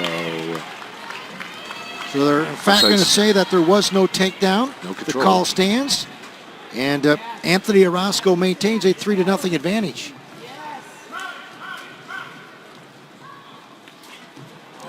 You got to watch there on the clubbing to the head. We'll keep an eye on that. Jaramillo, very, very physical. We've seen that earlier in a couple other matches, did we not? Especially at 157. Boy, In that matchup where slugfest, yeah. it really was. Casey Dobson got very physical in the late going in there, and it just about paid dividends for Dobson. Here, Jaramillo trying to get active, and Orozco in on another leg attack, outside single series. Going to trip him backwards and have two more. So good work by Anthony Orozco as he extended his lead, now leads 5-0. IC gets in, then he brings the leg up. He's elbow deep on the back of the knee, and you get that, and you get him going backwards. As you see, brings it up, elevate it, get him off balance, get him going backwards, and it's hard for him to recover on that right foot to counter your drive. So a 5-0 lead for the defending champ, Anthony Orozco, representing Menlo. Here comes another one of already a multitude of rear standing returns, and now he's got Jaramillo in a little bit of trouble. You saw Jaramillo, he stood up and he tried to stay extended as Orozco. He knew he was going to get returned, but sometimes you can also slouch, kind of throw your weight down, makes it harder, and then he's got to adjust. And sometimes when you adjust, you can go to a standing switch, but Orozco just so tough. He's seems to really know what he wants to do as far as a mat return, despite the position of Jaramillo.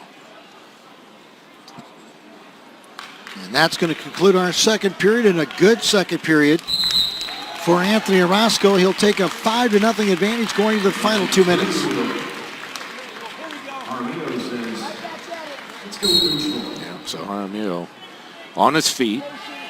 He had that snap down, almost yielded 2 points. And a good decision, I think, on behalf of Jaramillo. Yeah.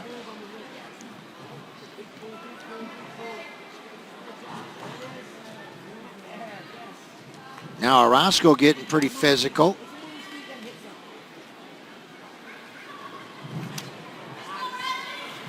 Jaramillo's going to dive in there and kind of got a little bit too lax on the edge. And a rear standing lift for 2 more for Orozco. He's now extended his lead to 7-0. Yeah, we've seen that mat return all the same way, where Orozco trying to stay on his feet. Orozco just smothers him. Good hip control and brings him back down. Jaramillo continues to wrestle. A little bit of a Granby roll through. Defended very well by Orozco. As we go down inside our final minute here in the 184-pound final. And, well, I tell you what, Orozco pretty close to about his 10th rear standing lift of Jaramillo. Got to take a lot of starch out of him. Yeah. Over and over again, like you say. Starts to take a toll, especially late in the match. He's got that hammer lock, got that arm trapped. Some guys will say, Coach, what do you do when you get your arm in a hammer lock? I said, just don't let it get there. That's the key. Once it gets there, it's tough. But it's been a very dominating performance on behalf of Orozco. See if he can return him again. He does so. It's about the 10th mat return that we've seen. Absolutely well done. He's going to finish up his senior campaign. He's going to be a two-time national champion. He's going to do it in major decision fashion with riding time. Final score, 8-0 for Anthony Orozco over Riley Jaramillo. Yeah, good evening for the Menlo fans. See two of their guys get their hand raised on the championship mat. Boy, Menlo's had a tremendous tournament here in 2020. Congratulations also goes out to University of St. Mary's first finalist and first All-American in Riley Jaramillo. There's a happy coach, and for good reason. A graduating two-time national champion for Menlo College.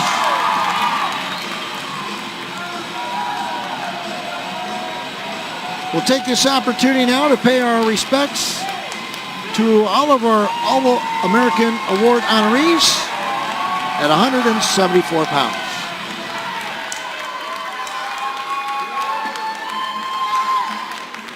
Ladies and gentlemen, your All-Americans at 174 pounds. In 8th place, from Vanguard, All-American Armin Fayazi. In 7th place, from Southeastern, All-American Coleman Bryant. In 6th place, from Reinhardt, All-American Michael Carew. In 5th place, from Campbellsville, All-American Malik Salah. In 4th place, from Embry-Riddle, All-American Daniel Butler. In 3rd place, from Cumberland, All-American Nathan Walton. Your runner-up at 174 pounds from Oklahoma City, All-American Chase Vincent. And your 174-pound national champion from Baker University, Lucas Lovern. Lucas Lovern makes Baker University very proud, a three-time national champ.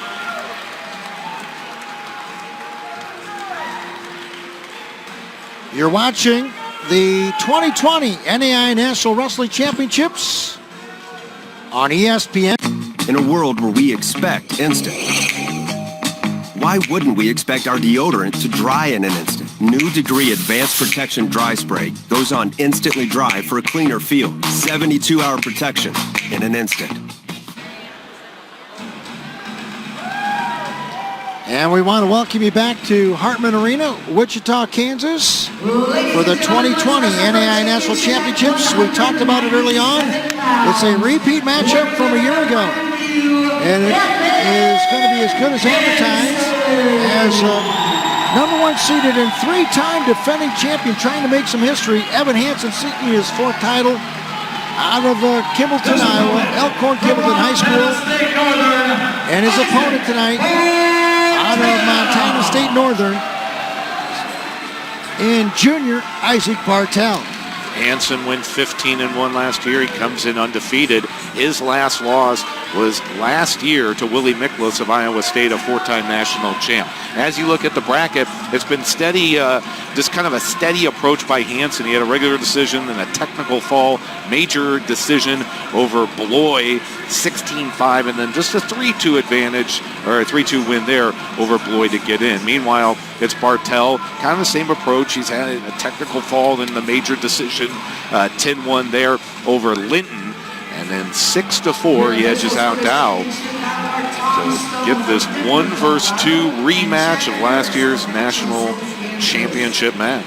Can you imagine going for your fourth title and making history tonight? What's got to be running through Evan Hansen's mind right now? Well, I think for both these guys, there's a lot of excitement. I think, for Hansen, to be the best, to get this fourth title, you want to face the best guy, and not just in seed-wise, but Bartell certainly, as last year, it was a 6-4 win for Hansen.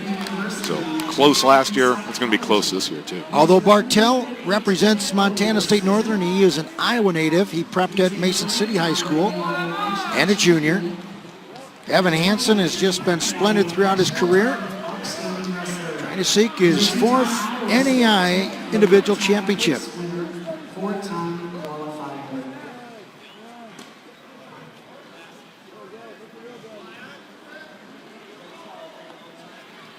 Hansen in the black singlet. Isaac Bartel representing Montana State Northern in the old gold singlet. Our matchup at 197 is being officiated by Mr. Tom Stone out of Denver, Colorado. He's assisted by Mr. Chad Harris out of Hutchinson, Kansas. How important is it for a guy like Hansen or conversely Bartel to score first in this matchup? Yeah, I think it's, for Bartel, he wants to send a message that, hey, I'm going to try to, set the pace here, whereas Hansen, I think he scores that first takedown. Now he can kind of get into a rhythm, into a groove as far as his strategy, to take control of this match right from the get-go. So a little bit of a feel-out process, as we've seen from time to time throughout the course of the night, each of the individual matchups. This is the first time these guys have met, so they're pretty familiar with one another. Also, as mentioned, they are both Iowa natives. A little bit surprised that we haven't seen a little bit more action out of Bartel here in the early going. But Evan Hansen, once he gets in the flow of the match, he is not afraid to take a calculated risk.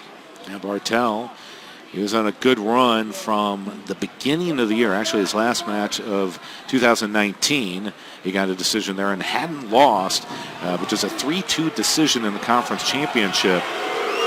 As you see him deep in on a shot here on Hansen. Hansen staying calm. Yeah, this is where Evan Hansen is really, really good. Now he's going to defend through the crotch, and we've seen this exhibited where he go through and put the guy in danger and go to an near side cradle, and he's very close to executing as such. No points have been exhibited just yet. There's the two, though. Under 10 seconds, you never want to give up those points in short time. I'll do it for the first, but... Boy, very close to not being a takedown, but our lead guy, Mr. Tom Stone, believed that there was two there. And no argument for Montana State Northern, and it's a 2-1 first period lead for the three-time defending champ. Yeah, I think Bartel in that situation, it gets in on the shot and might be a scramble scenario, but the more you sit with a guy like Hansen, like you see, he's going to try to, clamp on a near side cradle or anything where he can kind of tilt you. In that case, he yields a takedown. So, from Bartel, it could have been a lot worse. You just can't sit with a guy like this.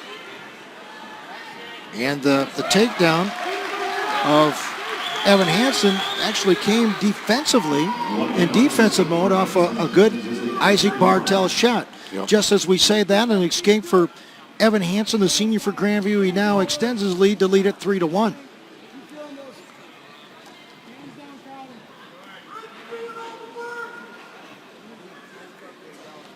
Well, Grandview got an individual championship tonight from Ronaldo Rodriguez-Spencer.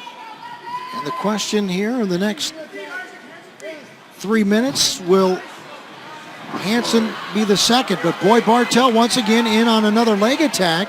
And as you can see, Hansen very comfortable in here as he's through the crotch and going to a deep waist whizzer. Now he's got a clamp with that left ankle, and they're going to stroll out of bounds right in front of the head table. Well, I'll tell you what, Ben, on both those shots by Bartel, both deep, both solid, and even on this last one, he was keeping his feet running, but you got to keep your feet running because, again, Hansen is just going to keep his hips in good position, and just a little, Bartel couldn't keep his momentum going enough where he could have Hansen retreat and get that too. 3-1, the score remains. A lot of length to Isaac Bartel. He's just not able to manufacture a takedown. He's been in pretty deep on the legs of Evan Hansen already twice in this matchup in the first couple periods.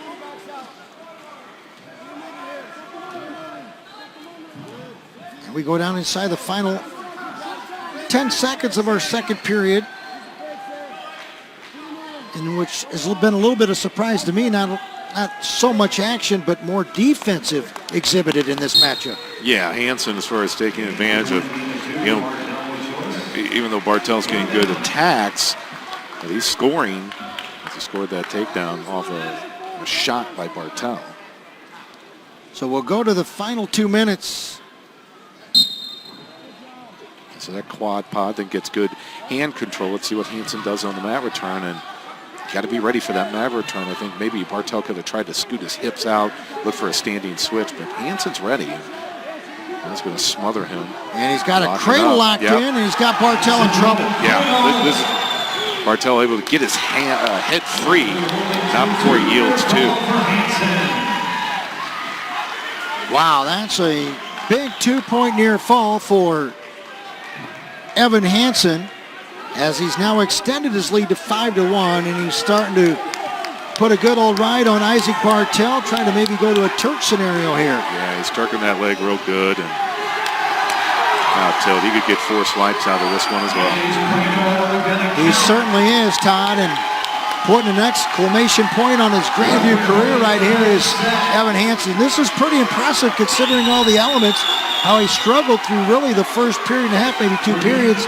But boy, this third period has been all Evan Hansen, and he continues to keep Isaac Bartel at bay in this Turk scenario. And this was a lot like Boldma back in the 141-pound championship bout against Lee.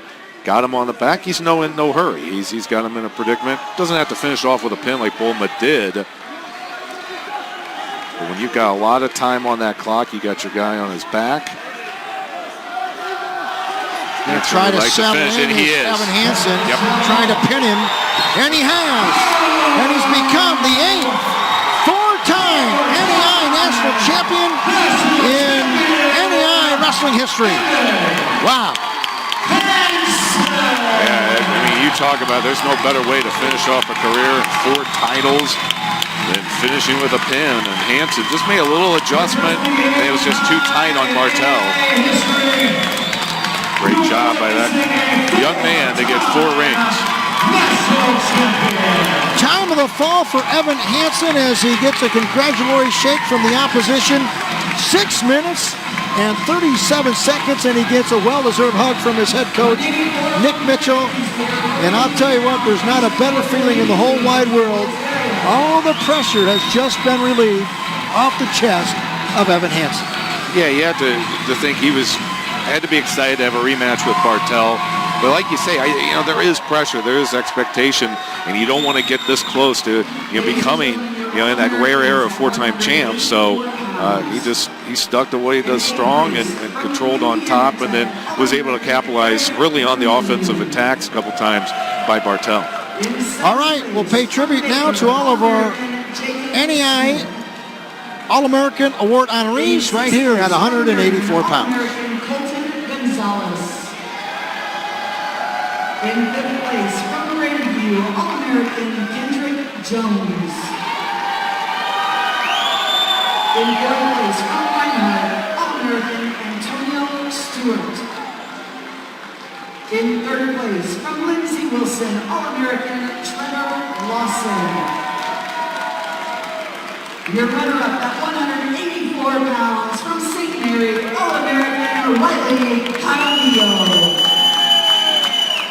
Your 184-pound national champion from Menlo, Anthony Orozco. Anthony Orozco puts an exclamation mark on his collegiate career as a 2-time national champion. Congratulations to Orozco.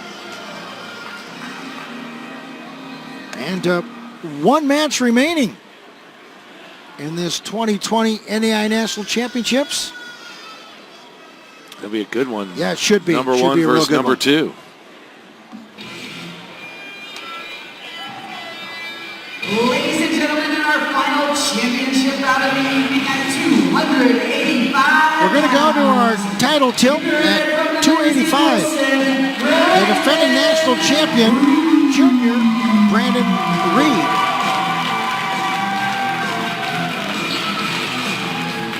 And his opponent tonight, pretty impressive in his first year of wrestling. Out of Highland, Illinois, representing Concordia University, Tanner Farmer. Big boy. Yeah, Highland, Illinois, close to my neck of the woods in the St. Louis metro area. Always strong. They are always strong in football and wrestling. So. Well, so strong, let me tell you that Farmer is a 3-year starter for the University of Nebraska football team. The reason, while he's at Concordia, he's a grad student in his first year of wrestling, and pretty impressive to come out in your first year at the NAIA level and you're in the championship match. That's not beginner's luck. I don't think there's. It's the fact that you got to have strength, leverage, positioning. Be fun to see these guys going at it. And when you look at the physique of both of these guys, they have spent some quality time in the weight room. Here's how they got here. As you see, 2 decisions by Reed as he gets his way into the championship match. And working from the bottom half of the bracket, it was Farmer.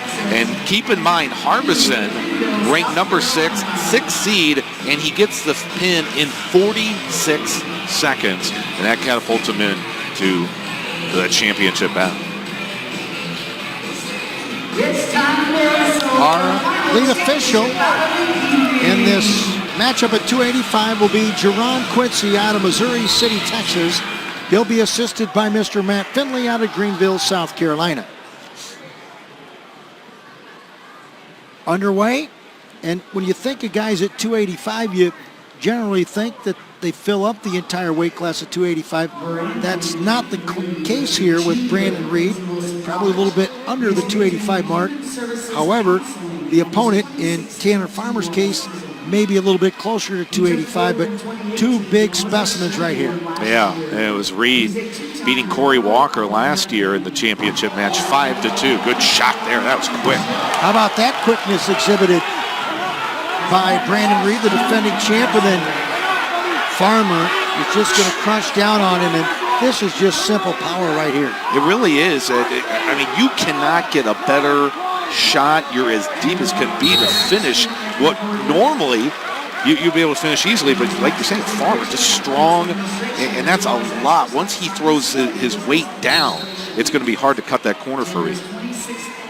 So the perspective of getting the proper angle will be the key here for Brandon Reed. Yeah, it's really one of those things. We had a state champion that he was 220 pounds at the 285-pound weight class, and we always talked to him. He's a very quick, strong kid, but we said, stay out from underneath these guys. When you get underneath a guy where you're giving up 50, 60 pounds, nothing good happens. You're either going to get a stalemate at best case scenario, otherwise they're able to spin around and get a takedown as Reed gets an inadvertent finger to the eye around the edge of the mat.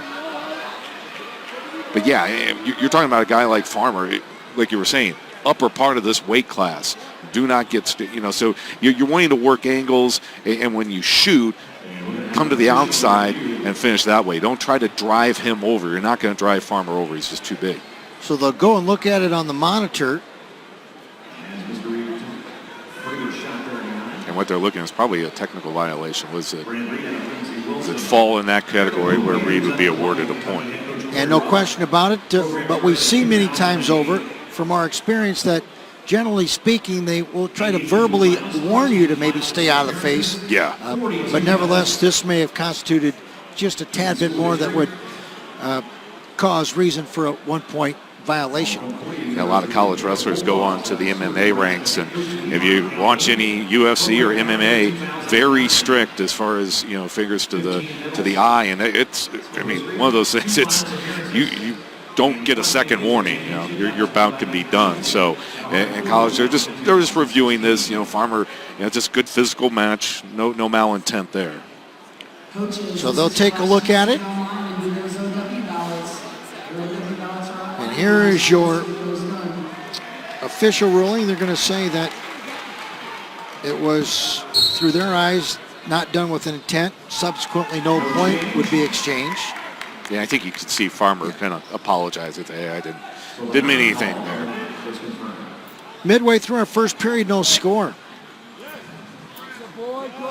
Tanner Farmer, graduate student at Concordia. We mentioned briefly that he got 3 letter-winning situations as a 3-year starter for Cornhusker football in Lincoln. But he's well equipped pretty stout. We'll see if it pays dividends. See if he can wear down the defending champion. It's just, this is one of the neater stories, really, Ben. It really is. Matches. I mean, just so many great matches tonight, but you just don't see this, a first-year guy getting to the national championship match. And for that matter, going from a D1 institution to a grad program at the NAIA level, Yep. and taking advantage of a situation, and now you're wrestling for NAIA national title at 285. That's pretty special. Yeah. Football coaches always, they love when their guys wrestle, especially their big guys, on the line, because it really helps you continue to get better as far as leverage and balance and foot speed and foot position. And, Farmer's a perfect example of that it's only the other way around. A football player, great shot by Reed, but I think Farmer knew where he was, short time, and saved by the bell. Well, and we say oftentimes, right, especially at 285, when you're outsized like Brandon Reed is, pick your poison or pick your spots of where you're going to take a shot. I mean, orchestrate it. Don't overdo it to where you might get a little bit too tired. A perfect example where Brandon Reed was very effective with it. Unfortunately, had he had maybe 3 or 4 seconds, he would have secured a takedown. Yep. Farmer's out quickly to begin the second. He leads 1-0. And maybe the strategy there as far as Reed to let him up is, I don't want to exert a lot of energy. He's got more size on me. Just get him back up on my feet. I'll have an opportunity to choose down in the third. So a 1-0 lead for Tanner Farmer, the senior, eligibility-wise at Concordia grad student. And pretty interesting. In his first season at the NAIA level, he was the G-Pack Wrestler of the Year. I mean, that's amazing. Pretty special. Yep. If you notice, though, he's in good position, and he's not trying to, a lot of heavier 285s. They're going to try to work the upper body, try to get under hooks, trying to control, from a 2-on-1. And really, Farmer just being very, very good in position. There again, got caught, and now Reed's got it. Big lateral drop by Brandon Reed. A 2-point takedown. And a 2-point near fall. Good job by Reed as he pounced on the opportunity when he got Farmer a little off balance. And Reed didn't hesitate, did he, Todd? He wasn't afraid to take a calculated risk. He got right in there, knew that perhaps Farmer was a little bit out of position, felt comfortable in there, and a nice little mini lateral drop for a big 4-point move. You got some speed, so get your feet going. He's off balance a little bit. And boy, he wasn't going to settle for just the takedown. That's smart tactics by Brandon Reed. So Brandon Reed, with a big second period, leads it 4-1. And his choice is neutral, so he doesn't go down. Yeah. He doesn't have to because it isn't, a 1-0 match now. Where he's, a 1-0 match, and you say, okay, I want to get that one back, get back on my feet. Now he can go in the neutral position. He was able to score that takedown and 2 near fall towards the latter part of that second period. Let's see. So now they're going to wave off the near fall. I initially thought that there was a near fall that was satisfied. Our scoreboard on the monitor equals that.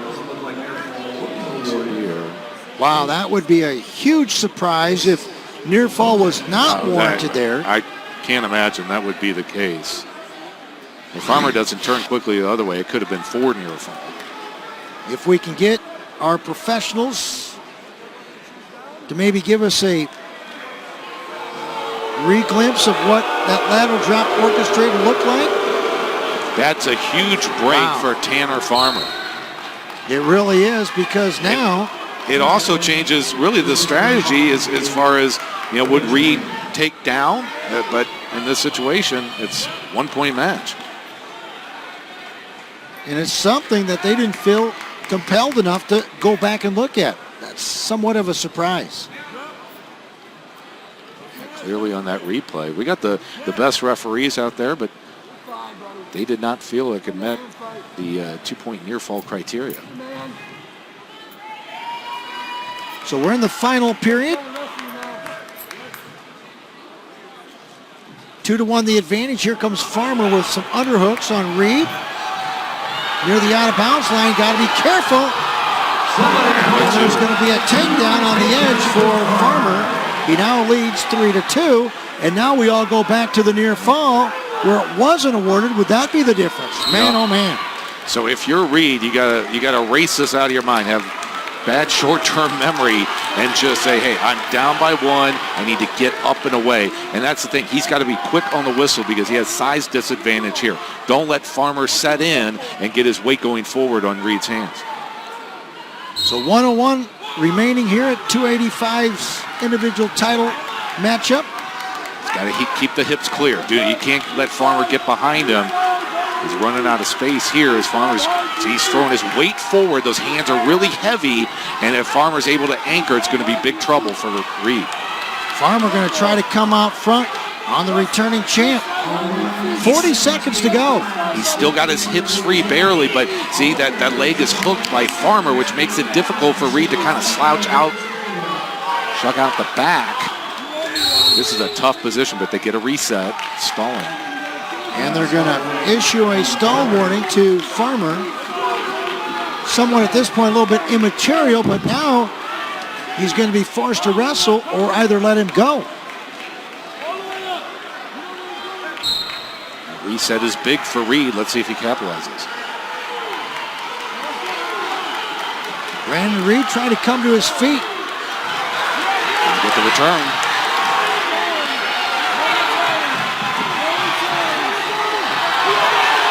Brandon Reed. There's a stalling in 1 to tie it up. Boy, what a great sequence there. That Farmer, you say you let him go, and then you don't get another stalling warning. It's all that balance there. You have to kind of think, do I let him go, or do I give up the stalling point? And that's what I talked about. He probably would have been better sought just to let him go because stalling point could catch back up with him in the overtime. Absolutely. Now we're going to go to a 1-minute sudden victory overtime between Brandon Reed and Tanner Farmer. That reset, we saw it in the previous championship match tonight. A reset with 10 seconds, same situation here, and the bottom wrestler with the reset is able to capitalize. So 1 minute on the clock. The first guy to strike first will be your winner. Who has more in the gas tank here? Right now, I think would have to be Brandon Reed. We'll just have to wait and see. And boy, heavy on the head is Reed. Waiting to pick his spot. Going to try to stalk him near the out-of-bounds line, and there it is. Going to be a double leg and a takedown. And Brandon Reed will defend his title in sudden victory. Final score, 5-3. You said it, Ben. Reed had more left in the tank, just a little bit more, but Tanner Farmer put up a great fight, and another terrific championship match that we've seen. So another outstanding individual matchup to conclude our title bouts tonight. Brandon Reed victorious in sudden victory 1, final score 5-3. And I'm telling you right now, Tanner Farmer is absolutely just exhausted sitting over there in the green corner chair. He's had about enough. But you know what? Credit the defending champion because he never panicked, he never gave up. And in the end, he secures his second individual title on pure athleticism. He knew Tanner Farmer was in trouble, and he took advantage of it, and he pulled the trigger, and he won his second title. Yeah, one of our guys that we like to talk about, and you're friends with, Tom Brands, one of his sayings is you only get what you earn. You only deserve what you earned. And that's the thing. You can say, oh, well, he should have had the 2, and then that was taken away. But at the end of the day, it's one of those things. Sometimes luck is in your corner, but as a defending champ, he has certainly, earned the position to be there and be able to defend his championship.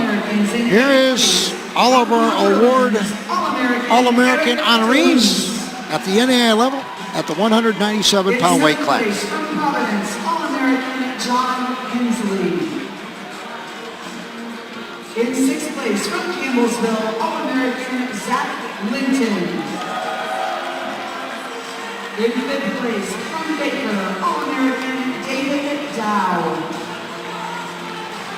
In 4th place from Cumberland's All-American Ramsey Floyd.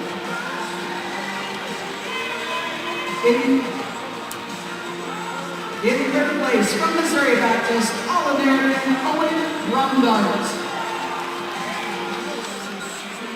Your runner-up at 197 pounds from Montana State Northern, All-American Isaac Bartel. And your 197-pound national champion and 4-time NAIA national champion from Grandview, Evan Hansen.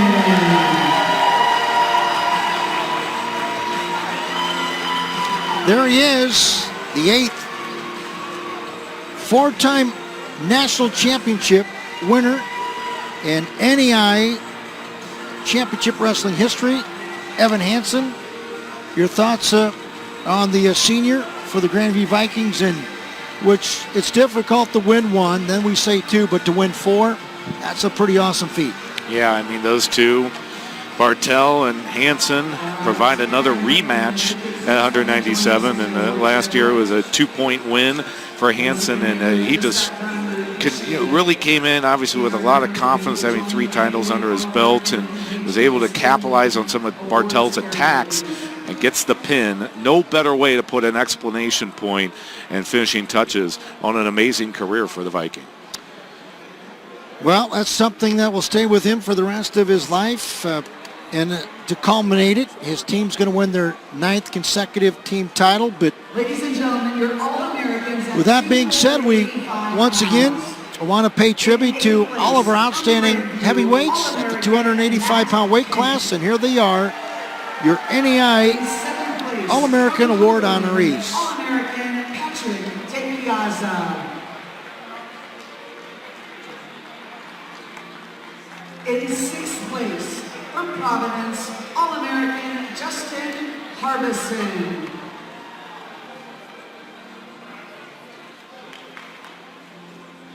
In 5th place from Calumet, St. Joseph, All-American Nick Fowler.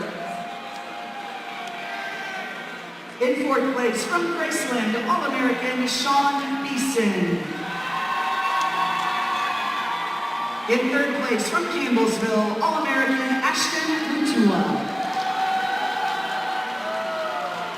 And your runner-up at 285 pounds from Concordia, Tanner Farmer.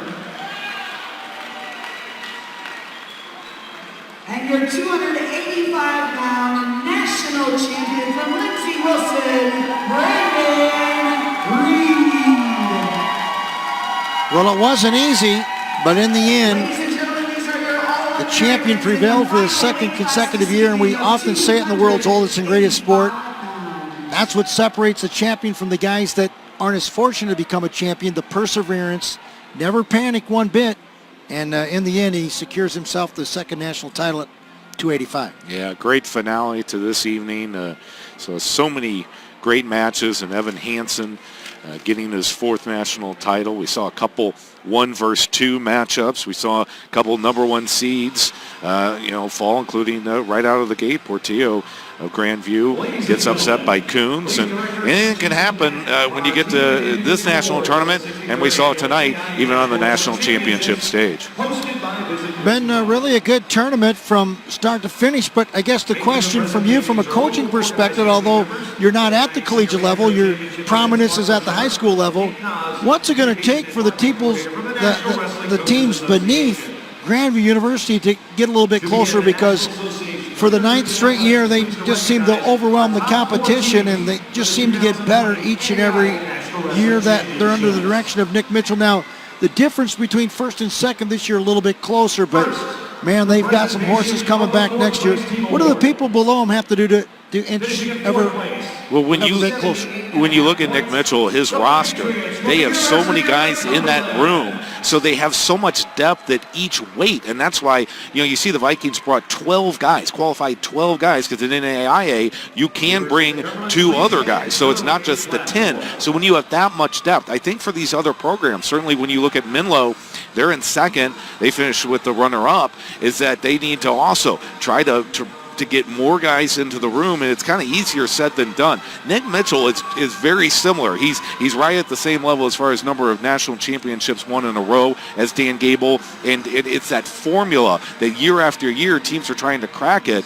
I don't know. I think it comes down to just so much depth in that room for Grandview. Congratulations to the 4th place team at this 2020 NAIA National Pinnacle event, University of the Cumberlands. Congratulations to all those outstanding student athletes, and a job well done. Yeah, we saw their champion at 149 pounds. Boy, he just really dominated. Leon was a machine out there, and just cool, calm, collected, and really dominated in that championship match against Stonecheck in every aspect, on the mat and on the feet.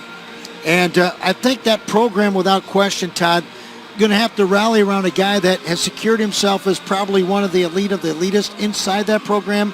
Now a 4-time All-American, finishes off his career, the pinnacle, on the top of the podium. But I think that's a good recruiting tool right there.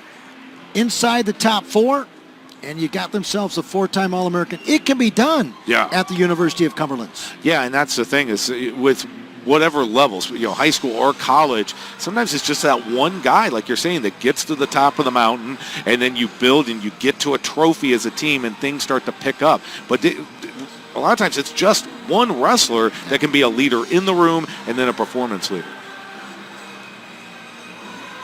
So a good tournament for University of the Cumberlands. Congratulations to their staff and outstanding student athletes. 3rd place at the NAIA level in 2020. Eagles of Reinhardt. Reinhardt out of the state of Georgia.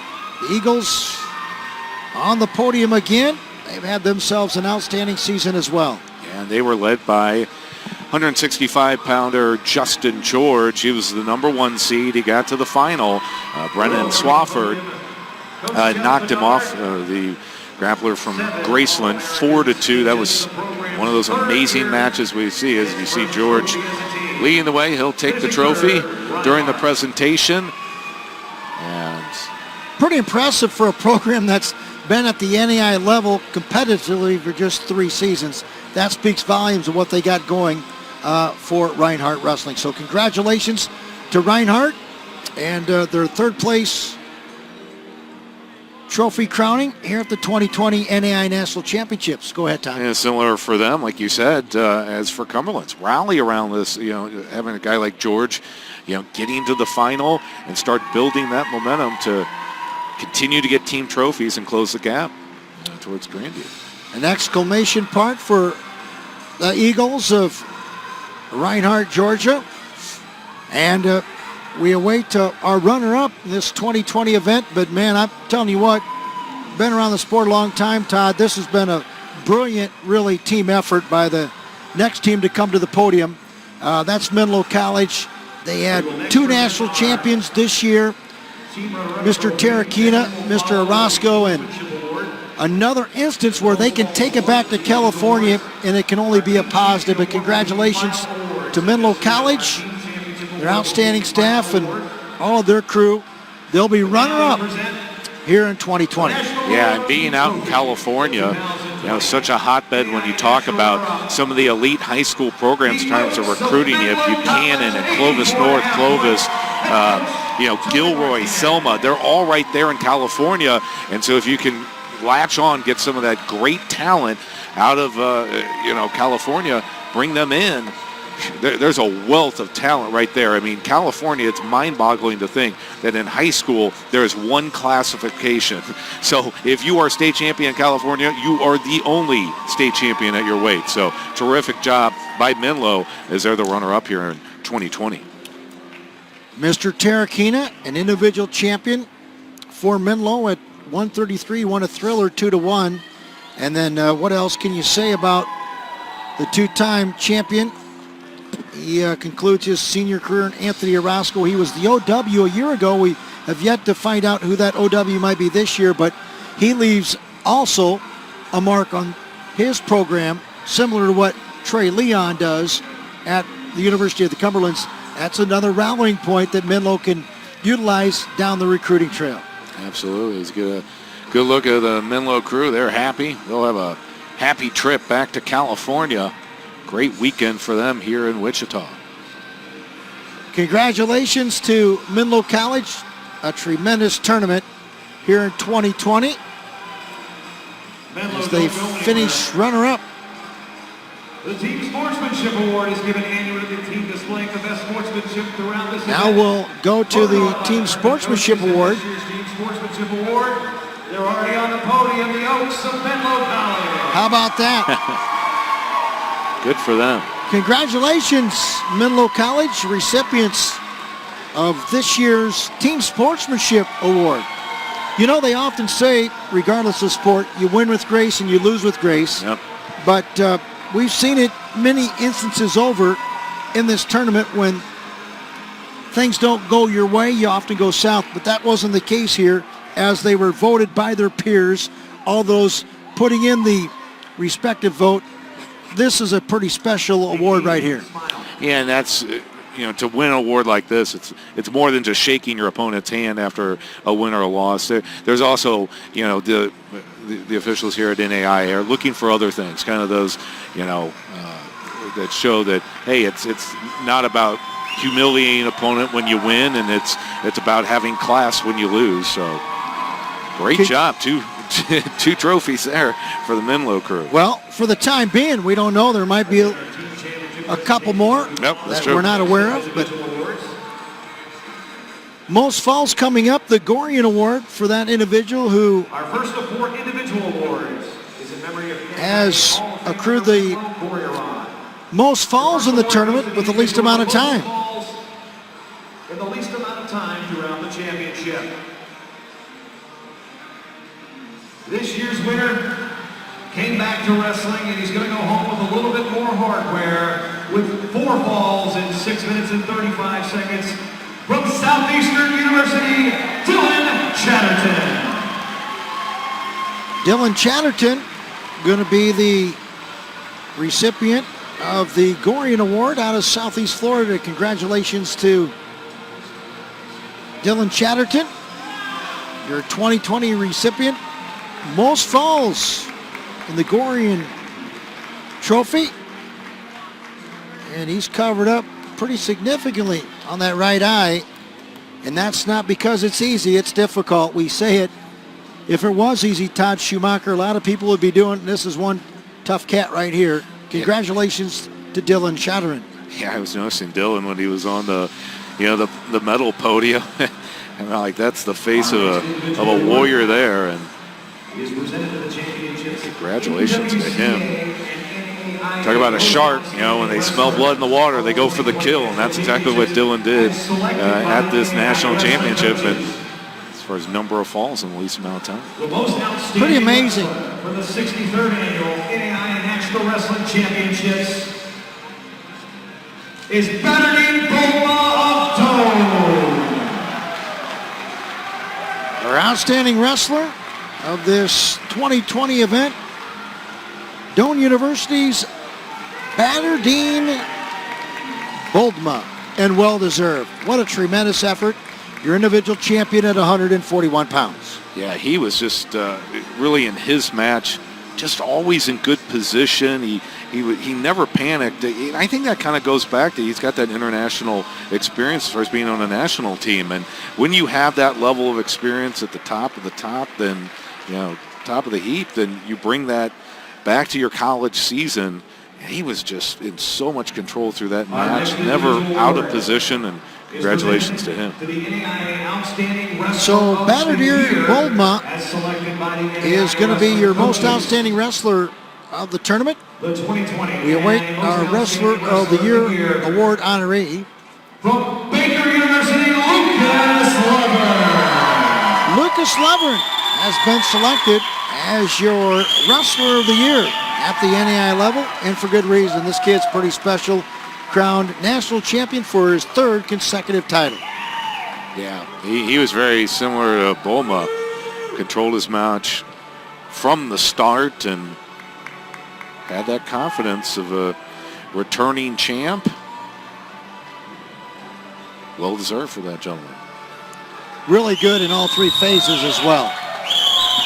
Tough from neutral. And he mixed up his attacks. Yeah. You know, he rode his opponent. You know, different. Vincent, different one way, and then the second time he was on top, he rode him a different way, and then also his leg attacks. Sometimes he'd go low single, and he also showed he was strong from the upper body. Yeah, the thing that impressed me the most was his ability from top. Just so relentless to keep people And down. back to the stage, Joey Martinez, Menlo College. Menlo College's Coach Martinez is your National Coach of the Year. Congratulations and well deserved. Absolutely, the hardware continues to come for Menlo. They're going to need an extra suitcase to get on the airplane with all the hardware. Fantastic as they get that runner-up team finish. That's a pretty powerful recruiting tool, although most coaches won't go on a recruiting visit. It's better sought where the guy coming in takes a look and say, gee whiz, I might go to, or, you know, the guy just was honored by his fellow coaches as the Coach of the Year. That's pretty powerful stuff. Yeah, because sometimes, like you say, it's not the head coach that goes on the trip, it's the assistant. But when you can say, hey, the CEO of the corporation, you know, he was just the Coach of the Year, that speaks a lot. With 157 points. And last but not least, for the 9th consecutive year, they've done it again. And not really a surprise, but I'll tell you what, it's pretty impressive to see what they've done. And you talked about it. Now they're on the pedestal of trying to chase something that the University of Iowa never did. They've won now 9 consecutive. They can get that 10th next year. And man, I'll tell you what, things are rolling in Des Moines. And a big congratulations to head coach Nick Mitchell. He's got a tremendous staff, and they've won their 9th consecutive title. It is an NAIA record. And congratulations to the administration of Grandview as well. A job well done, and I'm sure they'll have a lot of fun tonight. Yeah, another banner, as you see that. They'll hang that up in the rafters. They get the championships from Rodriguez Spencer at 157 pounds in a fantastic showdown. And then it was Evan Hansen yielding his 4th national title to pace the way. The other guys that starred for the Vikings, you had Justin Portillo. He was runner-up at 125 pounds. It was Kendon Lee, also great performance, 141 championship match. He gets 2nd. You had Abbas at 149. He was 4th. 6th place finish by Dalton Johnson at 157, as they had 2 qualifiers there. And we said Rodriguez Spencer won it. Kyle Caldwell, he was at 165, got 3rd. Bonilla at 165 got 6th. You know, we can keep going. Jones was at 184, had 5th place, got 5th place. And then Matt Kent, 285 pounds. He finishes 8th, also an All-American. Pretty impressive indeed, as you see in your monitor. The excited, joyous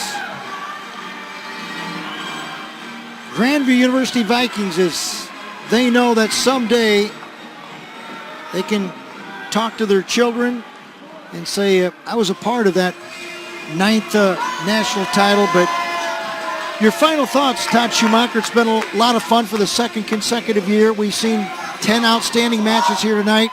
We also seen history in the making tonight, and that was the 9th consecutive title for the Grandview Vikings under the direction of head coach Nick Mitchell. As we take a look at some of the highlights from the championship matches, starting with Coons getting that big win against Portillo, and Bolma. Well, he dominated his match from start to finish. Here's another guy, Cumberland's, and Leon. Trey Leon getting a big win. Rodriguez Spencer gets the last takedown in sudden victory. A little bit more left in the tank. Take a look at the Greaseland champ as well. And Liz Laverne, our outstanding wrestler at the tournament. So great job. Another terrific Saturday evening of championship wrestling. All right, for our entire crew, alongside Todd Shoemaker, I'm Ben Hupke. So long from Hartman Arena, where Grandview University wins the 2020 NAIA Wrestling National Championship for the 9th straight year. All events airing on ESPN networks are streaming live and archived on the ESPN app. This has been a presentation of the NAIA on ESPN.